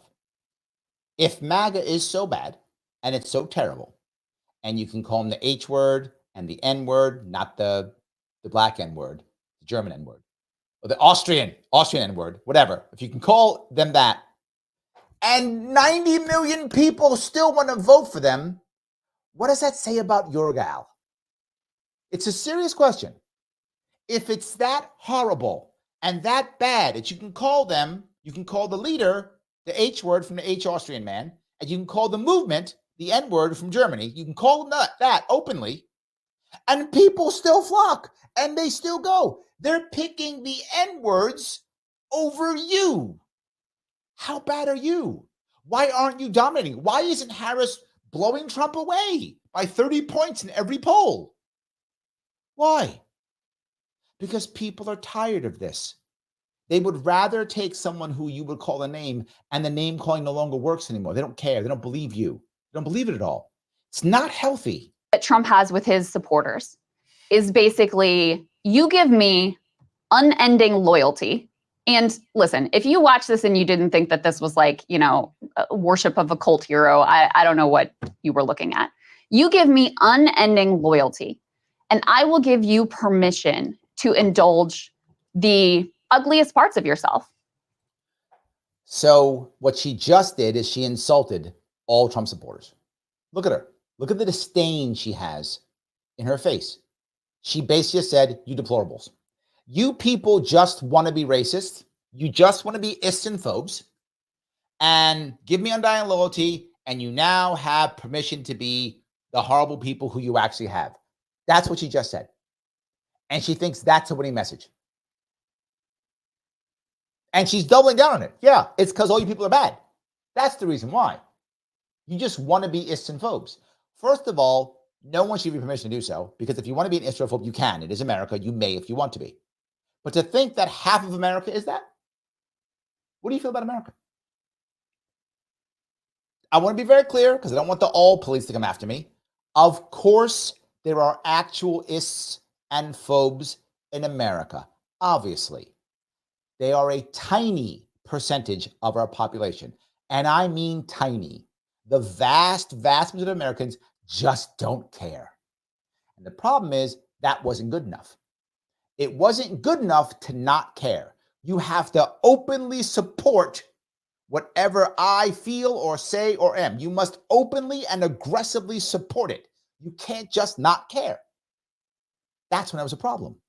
Because now what happened is the idea of you can't just be not racist, you must be anti-racist. So not being racist is not good enough. And now you got insulted. And I get called a racist for not being a racist. I'm not joking. Well, now nobody cares. And the problem is, you should have said, nobody cares. Okay. And again, there were a few of those people who were actually ists and phobes. You'd find them, they were out there. And everybody didn't like them. Even people who didn't care, they didn't like the people who, they would go, oh no, that guy's an ist or a phobe. I don't like that guy. Yes, that actually happened. Now we're like, I don't care if that guy's an ist or a phobe, because everybody is. You've made everything worse. That's what was on display here. I mean, Tucker came close to saying it. He said something to the effect of, what we love about Trump is he's given us permission to tell the truth, which is, of course, preposterous when you look at a guy in Donald Trump who probably lies more than like literally any other political figure we've ever seen. Did you hear what she just said? That to tell the truth means you're going to be an ist or a phobe. To tell the truth means you're an ist or a phobe. But what he means by that is, now, like, we can tell the racist joke about black people and watermelons, or, call poor. Yes. Look at her. She's mad. Yes. You may tell the joke about black people and watermelons. Yes, you may. It's America. You may do that. She's mad. How dare you say that joke? Okay, in case you didn't know, I'm black. I'm not offended. You don't get to be more offended than I do. You don't. That's not how that works. Even Bill Maher said that shit. So stop with your pearl clutching and your virtue signaling. Yes, you get to say the bad joke. Yes. And the problem is people like you have tried to be the culture police for decades, and we don't care about your culture police stuff anymore. We're not going to be shamed by it. Yes. This is one of the reasons why I got so mad left when I ran in 2018, because they were so dismissive. How dare you not say the right thing? When I would express how the black market is where crime comes from and not poverty, that it comes from the black market, not from poverty. You can find poor areas without crime. You cannot find black markets without crime. Then all of a sudden I was racist. Yes. Grace was going to say, even black people are called the N-word. Yes, and racist. Even white supremacists. Yes. So it's like Dave Chappelle and that Black Panther. Yes. Bigsby, what's the guy's name? Yes, absolutely. Yes. So now no one pays attention anymore. It just becomes dumb. Peace, I want to say thank you for $20. We are all biological computers. This group has the privilege and the advantage to interrogate their minds. Whatever you believe the most, question it. We are all here in this group to raise our conscious level. Oh, thank you for that. I appreciate that, my friend. That's awesome. Rico, a pile of garbage. We can label our political opponents as the enemy within and threaten. Yes. She's like, this is a terrible thing. How dare us have free speech? She is an independent journalist who is angry at free speech. That's what this is literally happening right now. You're watching this happen literally. Independent journalist mad at free speech. To turn the military on them or label them literally the Antichrist or the devil, or as one MAGA supporting evangelical pastor has been calling her, like the Jezebel spirit. We can do all of those things. We don't have to pretend that we have this veneer of polite society. Yes. She's utterly wrong on this. She's utterly wrong for this. Absolutely. Yes. Nancy says, RFK's concession speech was wonderful. I was devastated for weeks. I was headed for Stein. A lot of people going Stein. Stein, and I'm starting to think now, as I said, I did think that Stein was going to come in behind RFK Jr. I'm now starting to change that. I think Stein will come in third. She's fighting hard. She's not surrendering. She's fighting to the end. She's still raising money. She got a shot to make an impact in Michigan. I think she's going to keep going. I think she may beat RFK Jr. I thought she wouldn't, but she might. I've changed my mind on that one. And it's really not about policy, because we've seen him be all over the map. We've seen this policy platform this time around totally different than what it was in 2016. At this same event, you had people who were, spouting policy positions that were totally at odds with each other. Rudy Giuliani calling all Palestinians terrorists and, cheering for more hawkishness. And then Tulsi Gabbard goes up there and is like, oh, Trump is the anti-war candidate. It doesn't. And look at Sauger. He's not mad at all. Sauger's in his pride, like, yeah, life is good. This is my point. People were back and forth on this. This is, I think, a strength, believe it or not. Have to be coherent, because it's not about that policy. So yes, it's not. This is the thing, again, she's not getting. The current Democratic Party is a monolith. If you are not a monolith, then you go someplace else. I wish they'd all go libertarian. Clearly they're not. You go someplace else. Where's the place that right now has its arms open? The Republican Party. Republican Party's like, come on in, we want to win. We'll take anybody. And they're taking anybody. And that's why you get this kind of campaign event. That's why you get this. That's exactly my point. Well, I don't know what the electoral impact will be. I don't think that this served the end that you and I both were saying, that Trump had. His goal in the final days was to humanize himself and to make it feel preposterous that he was, this sort of like dictatorial, authoritarian, fascist figure. I don't think that this helps him in that regard. Dictatorial, fascist figure. Okay. Meanwhile, he didn't control any of the speech at his convention. I'm sorry, at his event. Literally didn't control any of this. You just said, the last 10 minutes talking, you just said he did not control any of the speech at his convention. I'm sorry, at his event. But he's dictatorial. Didn't control any of it. Yet every single thing that Harris did, utterly the same. All the same. Is it a game changer? I don't know. But to me, it's just more, it's less about the electoral impact and more just about what this movement actually promises to deliver. A core promise that he's making, that he talked a lot about here. And actually, we can play a little bit of. Okay, now she's going to say he delivered this idea to be evil and mean. That's it. Not the other stuff he said? Yeah. Joel says, I remember back when the Republicans were the warmongers. Yes, I remember that time too. Yeah, I remember Republicans used to be the warmongers. That's true. It's changed. It's just, it's not the same. This is a different party. Different party. Nancy goes on to say, I hated Democrats what they did to RFK Jr. I'm glad he'll never go back to them. Senator Kennedy from Louisiana, so part of the Kennedy clan, correct? I don't think he is. I think it's a separate Kennedy. I think that's true. Yeah. Jess says, no, that Kennedy's not related. I think they're different Kennedys. Yeah, absolutely. Rio Potter says the N-word to me is neocon. That's good. Adrian says, do you think Stein can get 5%? I don't think so. She's been polling at around 2%.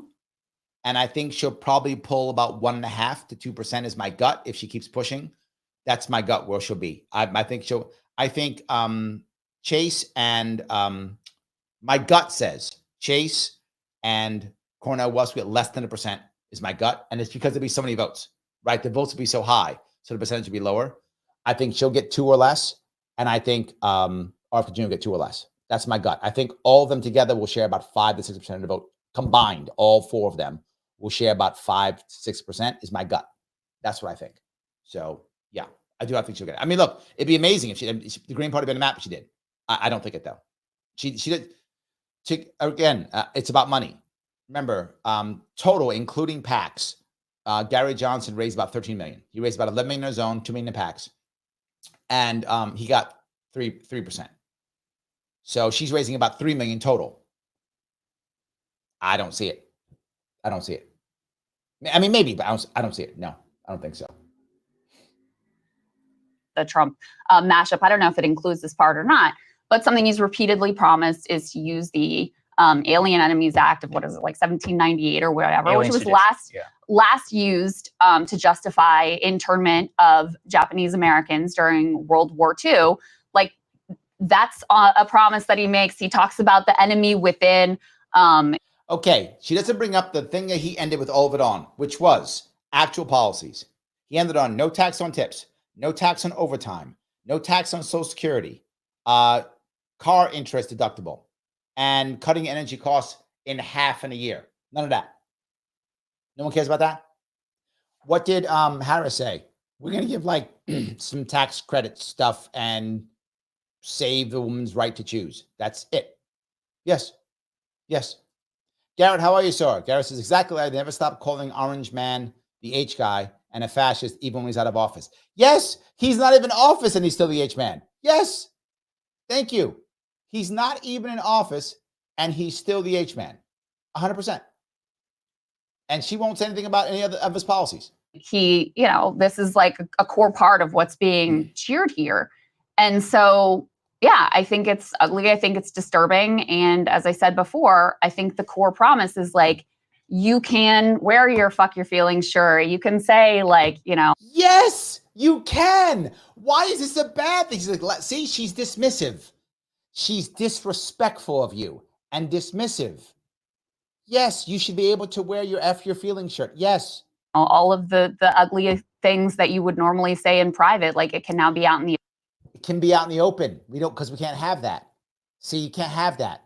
If Harris wins, the culture police will show up and you can't wear your shirt. And she's happy about that. Joseph says it. We don't care about your culture police. Bingo. Yes. Grace says, wow, that white chick looks angry. I bet she would not let a black person pee in one of her tent toilets. Maybe I'll go over her house and ask her. Maybe. I'll see if she will. That's terrible. Wow. Yes. open. And that's what this is a celebration. This is again, though, where you're seeing it is disturbing. And I'm like, I'm just looking at it analytically. What it comes from is people feel truly like the Washington establishment, media institutions, etc., not only have left them behind, and I'm not even talking about economically, it's almost purely culturally. Yep. And their rage has now been bubbling for almost 25 years. So this is a logical. Thank you. The rage has been bubbling. I say this, we've had 25 years of decay. The rage has been bubbling for 25 years. He is correct yet again. And she just can't take it. He's like, but then people will be mean and I can't control their meanness. Christo has become, and this is someone who supposedly is an independent media person, but when it's Trump, TDF steps in, and when TDS steps in, everything goes out of the window. And now it's, we can't let Trump win because he's going to stop people from saying things. So I hate to say it, Saga's right in all of this. And I'd never say that, but I am saying it now. He is. He's running all of this. Yes.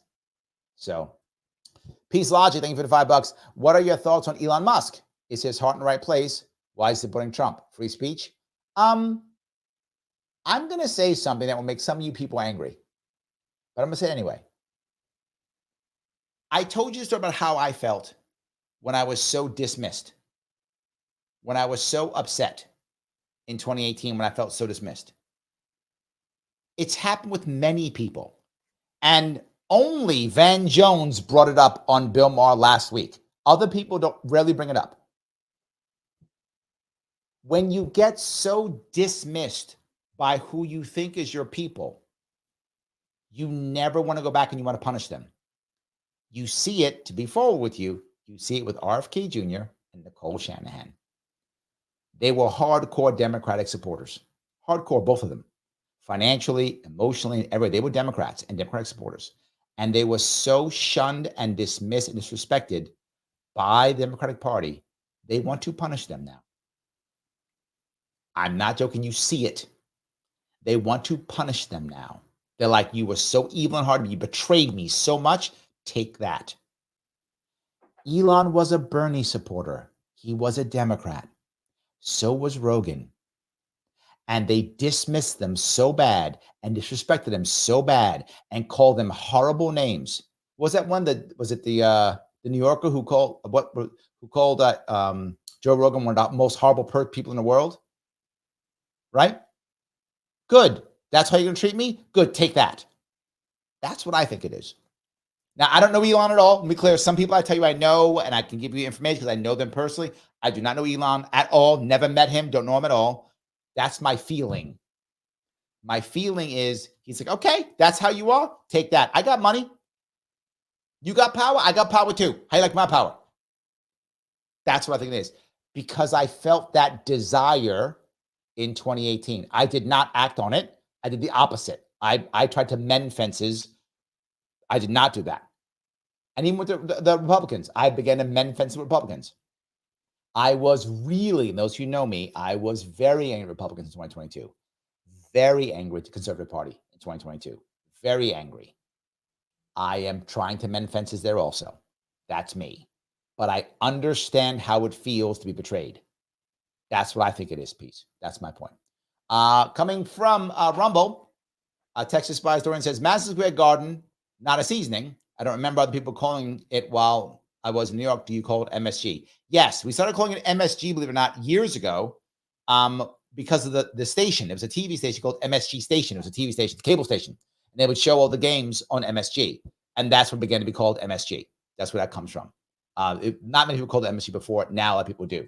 So it is a relative last 20 years, 15 years in that area. So yes. And frankly, like very predictable and political expression of that. I think there's a lot to that. I also think that rage can be directed towards, the corporate CEOs and billionaires and elite class. You mean the Democrats? That have created vast inequalities in this country. Or it can be directed at, a group of vulnerable migrants to look at him laughing at this. Be scapegoated, which it's not. Okay, I'm going to be calm. It's not directed at a group of migrants. It's not. It's directed at the policies that open the border up. That's the issue. They're mad at Harris opening the borders up. That's their concern, right? That not the migrants. Peace, thank you for the $5. We need to separate emotions from what's best in the country. We have to be careful about that. Yes, but I want to be forward with you guys. I've said it before and be clear on this. You would be surprised how petty politics are. And Mike knows this. Mike Voss, him and I have been through New York politics. Voss has been through New York politics. So have I. You would be shocked how petty it is. You're right, Peace. I'm not saying you're wrong. I'm saying how it is. It is very petty and often not about what's best for the country. It's about what's best for me or him or mine. It is very common and very petty. I am surprised how petty it is. It is very petty.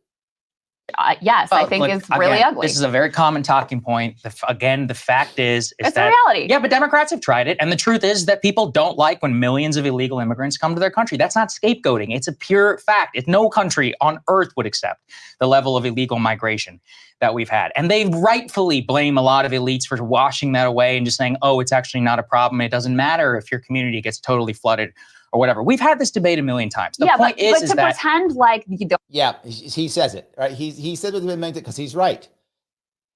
You can say whatever you want. You can sit here and say that, no, it's only the people on the right hate the migrants. You can say that. It's just not true. I live here in the city. There are lots of people who are tired of migrants and they're not right or left. They're just people trying to survive and the migrants not making it easy for them. There are, but they're not mad at the migrants. They're mad at the system. I mean, they don't like the migrants, but they're not like there's not like a massive time of us beating up migrants and throwing them out. That's not happening, right? That's not happening. What's happening is they're mad at people like Eric Adams and others and the governor who are worrying about things like, let's build new swimming pools, right? That kind of garbage. Let's change the speed limit. Let's add more speed cameras instead of let's fix the migrant problem. It's a problem. It has to be fixed. And she's ignoring it. Why? No one bothers her in her neighborhood. She's good. She's good. ID Kid says, what happens when the Democratic Party, when the corporate media loses its hold? It'll reboot itself. Reboot itself. That's all. It'll shift into what CNN's trying to do now, which is go online and stuff. It'll shift. That's all. Absolutely. It'll shift. The whole problem in this country is immigrants. is Well, preposterous. a big problem and it's ugly. is illegal immigration. And most people believe that. In fact, if you look at, you're talking about alien and sedition. If there was an Axios poll or whatever, and it was like, how many Americans support putting illegal immigrants in camps and deporting them? It was 47%. But Sagar, it was you're even making, the vast majority of independents. So People think illegal migration is a disaster. Your electoral point. I'm really not disputing your electoral point. Although I do think that the polling on immigration is a lot more complex than you say. Because if you ask them also, should there be a pathway to citizenship for people who are here, who are undocumented, they also say yes. What she's saying is, and whether you agree or not, whether you're an open borders libertarian, closed, whatever the point may be, he's saying 47% of Americans are saying, should we put migrants in camps? And they're saying yes to that. And her answer is, but that's mean. My question is, why do they think that? That's horrible. We shouldn't think that. Well, so why do they think that? Because the migrant crisis has gotten so bad, they're desperate. That's what you should be saying. You should be saying, why would people want to put them in camps? That sounds terrible. Oh my God, have we failed that badly? The answer would be yes. We have failed that badly with this migrant crisis. I've said all the time, I'm not against migrants at all. I'm against migrants with no plan. I'm against migrants with no way of knowing who they are. I'm against migrants without having any idea of what we're going to do with them. That's a bad idea. And we did that. This is why 47% of people go put them in camps. We shouldn't be thinking. If you go back 20 years ago, you never got 47%. We didn't have a migrant crisis. When you have a crisis, people get upset. Yes. People get upset, and she won't accept that. She's like, no, it sounds bad. So no. Ganjin88, thank you for the $5. She said penthouse at Bellevue. I believe it. If she's going to have one, that's the one to get. So yes, I love that. So yeah. Say yes. And they definitely don't support, like, let's totally close our borders and have net zero migration. So putting the electoral point aside, though. Nobody said zero migration. This is nothing. Nobody has said that. This is another straw man she puts up because she's mad. None of that's true. No, even Republicans who want to build a wall do not say zero migration. They may want to limit it. They may want to have it legal in some way, but nobody says zero migration. That's not a thing. She just made that up, right? And I don't even mind vibrant. I don't mind lots of migrants. I don't mind, but you have to control it somehow. That's the issue. And they have not done that. And if you don't do that, then no. If you do that, I'm open to the idea. Again, I'm not an expert on this, but I'm sure there are people who could do it. Great. Find the people who know how to do it and then do it and have lots come in. Control it. Know who's coming in, where they're going. Then fine. Have tons of them. I don't mind.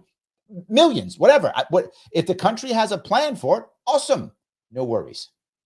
Peace, laws, for $20. Let's end that. 90% want the same thing. Love, kindness. We are privileged to be citizens of the nation of America. We need to interrogate our minds, real conversations. Conversations will bring us together. Yes, yes, and yes. Yes on all those things. 100%. 100%.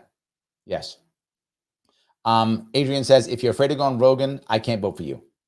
I agree. Adrian, thank you for being a member. Yes, absolutely. Yes. Oh, it's a moral point. I think it's wrong. It's a moral point. I think it's wrong. I think it's ugly. I think it's... Okay, then just say that. I don't have a problem with her saying that. I don't. You have every right to say that. She should just say that. Hey, I get it, but I think it's ugly and I don't like it. Okay, that's half the time when Trump says stuff, I agree. I don't like it. I don't like it either. But it doesn't mean it's not valid. It doesn't mean people don't think about it. But you can say, I don't like it. Nothing wrong with that. I get it. A lot of people don't like it. In fact, Dr. Phil said it. He said something he doesn't like when Trump goes on the attack. He said that. I don't like when he goes on the attack. I don't like it. But doesn't mean I'm not going to vote for him. But I can say I don't like it. I agree. There's nothing wrong with that. Andrea says, do you think they're coming to terms that Trump is probably going to win? Yes, it's cope. They're trying to find a way to make it wrong or bad, or it's bad people or something like that. I do think that they are thinking that. I do think they're trying to come to terms with that. Yes, I do think that. And it's sad, right? It's sad. Yeah. Kentucky says, it's like Nomiki versus Robbie all over again. Yes, I got to tell you, I loved Brianna Joy Gray. I did. I loved her. She was on the left, but she gave actual arguments. She gave actual ideas. She didn't back down. It wasn't all like, you're a bad guy. She believed what she believed, and she talked about it. Right? Yes. Grace says, you're right about Musk. Elon hates bullies because of his childhood. Friends of his say he still fights the bullies. Yes, that's what I think. That's my gut. I try to read him. That's how I read him. So I think that's what he's trying to do that. That's why he's doing it. Yes, that is my view on that one. I could be wrong, but I think that's true. So yeah, thank you for that. It's an inaccurate picture of where the problems in this country actually stem from. I think it's cheap to take shots at people who are, largely powerless, who are oftentimes escaping, They're not taking, no one is attacking them. She's making this up because she doesn't like it. This is straw man bullshit. Systems of persecution that our country basically, set up. Many of the migrants who are coming here are fleeing from countries that we have incredibly onerous sanctions on. So yeah, I think it's cheap, it's ugly, and it's wrong. The electoral point, okay, I don't mind it. Just say that. And it's okay. Go look. I get what he's doing, but I think it's wrong. I don't like it. Okay. People can say that. You cannot like Trump. That's fine. You can wear the shirt that says Trump's an idiot or whatever. It's fine. Go ahead. We'll see how it works out. Next week, we'll have an answer to that very quickly. But, my fear is that it actually is too effective, that it does work, that there is a large... Oh, now it comes. Now the truth comes out. That's the fear. Appetite for it, but I'm also not convinced of that yet. I mean, fair enough. I guess I would just say you're free to morally object, but it's a democracy. Yes. People get to vote how they want. And I don't generally believe in tissing at people and saying, oh, it's actually not a problem. We should hear what it is. Look, do I live my life with the Your Feelings t-shirt and truck nuts? No, I don't. And honestly, I don't have a lot of Shane says, Larry, you're making us all dumb up by force because listen to the TDS victim. That's funny. The reason why I do this often is some of you are on the left or on the right. I want you to hear both sides of this and understand why people think I'm doing what peace says. I want us all to improve our empathy for the other. Remember, empathy does not mean sympathy. They're two separate things. Empathy is understanding why someone thinks the way they think. Sympathy is feeling sorry for them. And sometimes you should feel sorry. Sometimes people have loss. You should feel sorry for when people have loss, right? I get it. But empathy is just understanding why someone thinks this way. And I hope these shows, I hope me talking through kind of get you to see behind the scenes a bit why people think the way they think, why people are acting the way they act, what's actually going on, right? That piece, I think, is important. I don't really get it, period. But I can anthropologically look at them and be like, okay, well, there's something going on here. And for me, full MAGA, basically what that rally was, is a political and cultural expression of, frankly, a very ignored force and of one which people feel is not accurately reflected in their higher institutions of culture, media. And at a certain point, you do have to, if it wins, people should ask a lot of questions about how did that happen? What exactly led to this? If you want to make that corporate argument. Yes, he's on the money here. Why is it here? Why do we not care anymore? Why? What has been happening? Frankly, look, I don't even disagree. But the truth is that people don't care. I hate to say it, but every time that they've tried this so-called deliverism and this argument, especially in the face of mass illegal migration, it's rejected almost entirely. To the extent that Democrats have won any ground, it's with rich, college-educated whites who are culturally look at the truck nuts and the fuck your feelings t-shirt and are repulsed by their fellow American equally as the other person. That's kind of a wild thing to say, though, when Republicans, when was the last time they even won the popular vote? 2004. So, you act like this is the vast majority of the country. Number one, okay, it's about half. It's about half. She's now trying to dismiss it. Now, see, it's just, again, it's those crazy deplorables. It's just those crazy deplorables. Okay, but it's pretty damn close. Democrats, and even in the electoral college. Number one, but that's pretending like the only thing anyone cares about is immigration. Number one, Democrats have... No one said that either. He talked about the entire cultural piece. Okay, I'm done. She's just straw manning. It's just more garbage. Okay, I'm done. It's just, that's what my point being. I hope it was clear. She's just dismissive. She's coping, and she has become what she has said she would not become. She has become what she said she has not become. That's what it has. Grace says, I love when you talk through these shows. It's hilarious and informative. Oh, thank you. I appreciate that. That's great.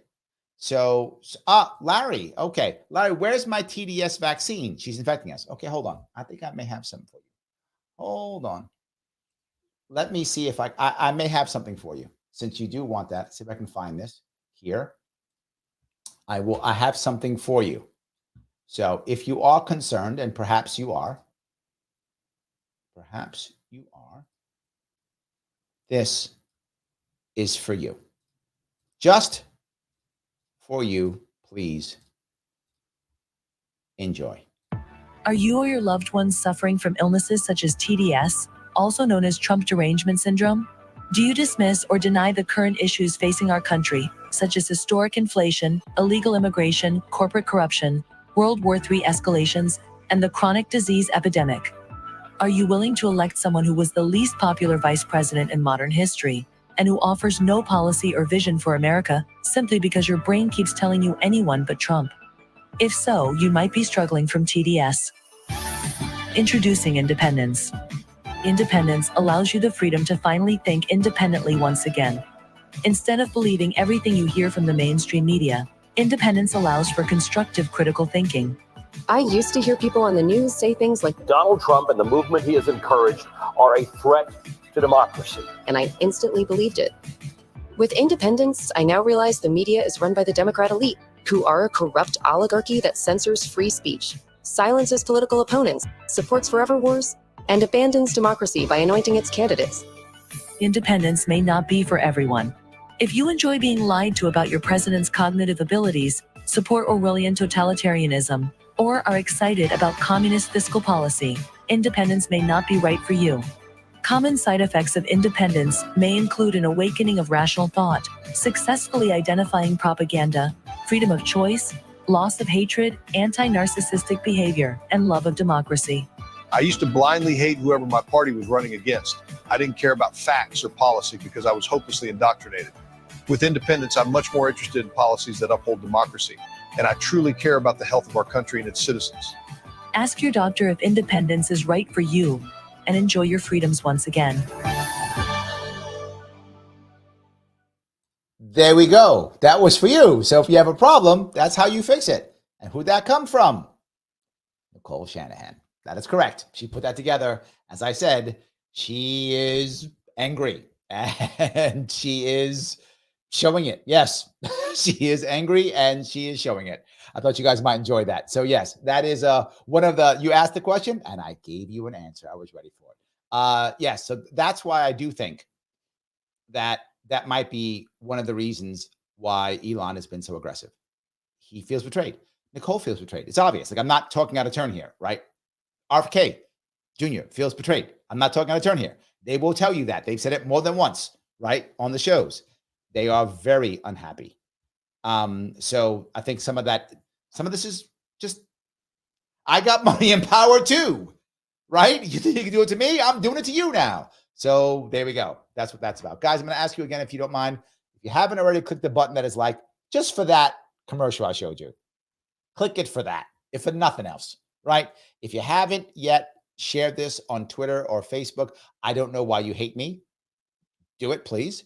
If you haven't subscribed to my Facebook page. Subscribe to my YouTube page. Subscribe is free. Just subscribe. If you want to go to that next step, please become a member. Every member counts. Please do so. Click either on Sharpe Way or on Larry Sharpe. Either one. Doesn't matter whichever YouTube page you're watching it on. $49 per month keeps me going to do more of this and less other stuff, which is why I'm trying to make this happen. To do more of this. And also then take that cash and put it into promoting the show so more people can see it. We want that also. Thank you so much for the super chats. I appreciate them tremendously. Every one of them counts tremendously. So yes, Daniel says, I love Shanahan even more now. That's true. Yes. Jess says she was a huge part of making the Super Bowl commercial too. Yeah, she paid for half of it. It was like $7 million. She paid like $3.5 million. So yes, she paid for a big chunk of it. She did. Absolutely. She paid for a big chunk of it. So, and says, who could possibly hate you? Some political elites in New York State, I would say. Those are the people who would hate me. So they're probably not watching, though. So, yeah, they're probably not watching. So there we go. Joseph says, yes, great show. Thank you, my friend. I appreciate it. Guys, I'm going to let you run this evening. It's been over 2 hours. I gave you a long time today. I was going to come on at 9, but changed everything. So I will shift that now. I'll be back. I'm back tomorrow. Tomorrow, I do have my 1 o'clock radio show, 1 p.m. Eastern call-in radio show at WYSL. And I will also spend tomorrow probably around 7-ish for something else. I forgot what I was going to be on. But yes, I may do an election prediction show tomorrow. That or Halloween. No, Halloween, I am doing my keto show. Why? Because Candy Day. So I've chosen Halloween show on Candy Day to do it on that day. That's when I'll do my keto show on that day. One more super chat, thank you, Peace. I want to tell the group, what is Peace Logic? It's people like Larry, RFK, etc. We need to come together, a conversation towards peace. Yes, absolutely. And by the way, Peace was actually on my show. Yes, he was. So 100%. We have to make that happen also. Again, that'd be amazing. So yes, I'll be doing a keto show on Halloween. That'll be doing that. I will not be doing a show on Wednesday night. I will be emceeing an LP/independent party show, which I will promote so you can see if you want to come do it. I will be moderating that. 3 independents, I think all out of North Carolina. Pumping them up for next week for their elections, their local elections, all, I think, governor candidate, maybe state Senate candidate, and one other. I forgot, but there's like 3 candidates. I'll be talking about that on Wednesday. So tomorrow, 1 p.m., tomorrow, 7 p.m., Wednesday special North Carolina candidate show, independent candidate show that I'll be promoting around 8 p.m. Eastern. Thursday, I'm doing the keto show at 7. I'll be doing an AMA on Friday because I'm doing a charity event on Saturday night, so I can't do a show Saturday night. I'll be doing that on Friday, another AMA. So AMA obviously open up for more people to chat. That should work well. In addition, guys, once this is over, please, if you would, put a comment. You know, we keep him happy. Mr. Rhythm, Al Gore, Rhythm. I will see you all very soon.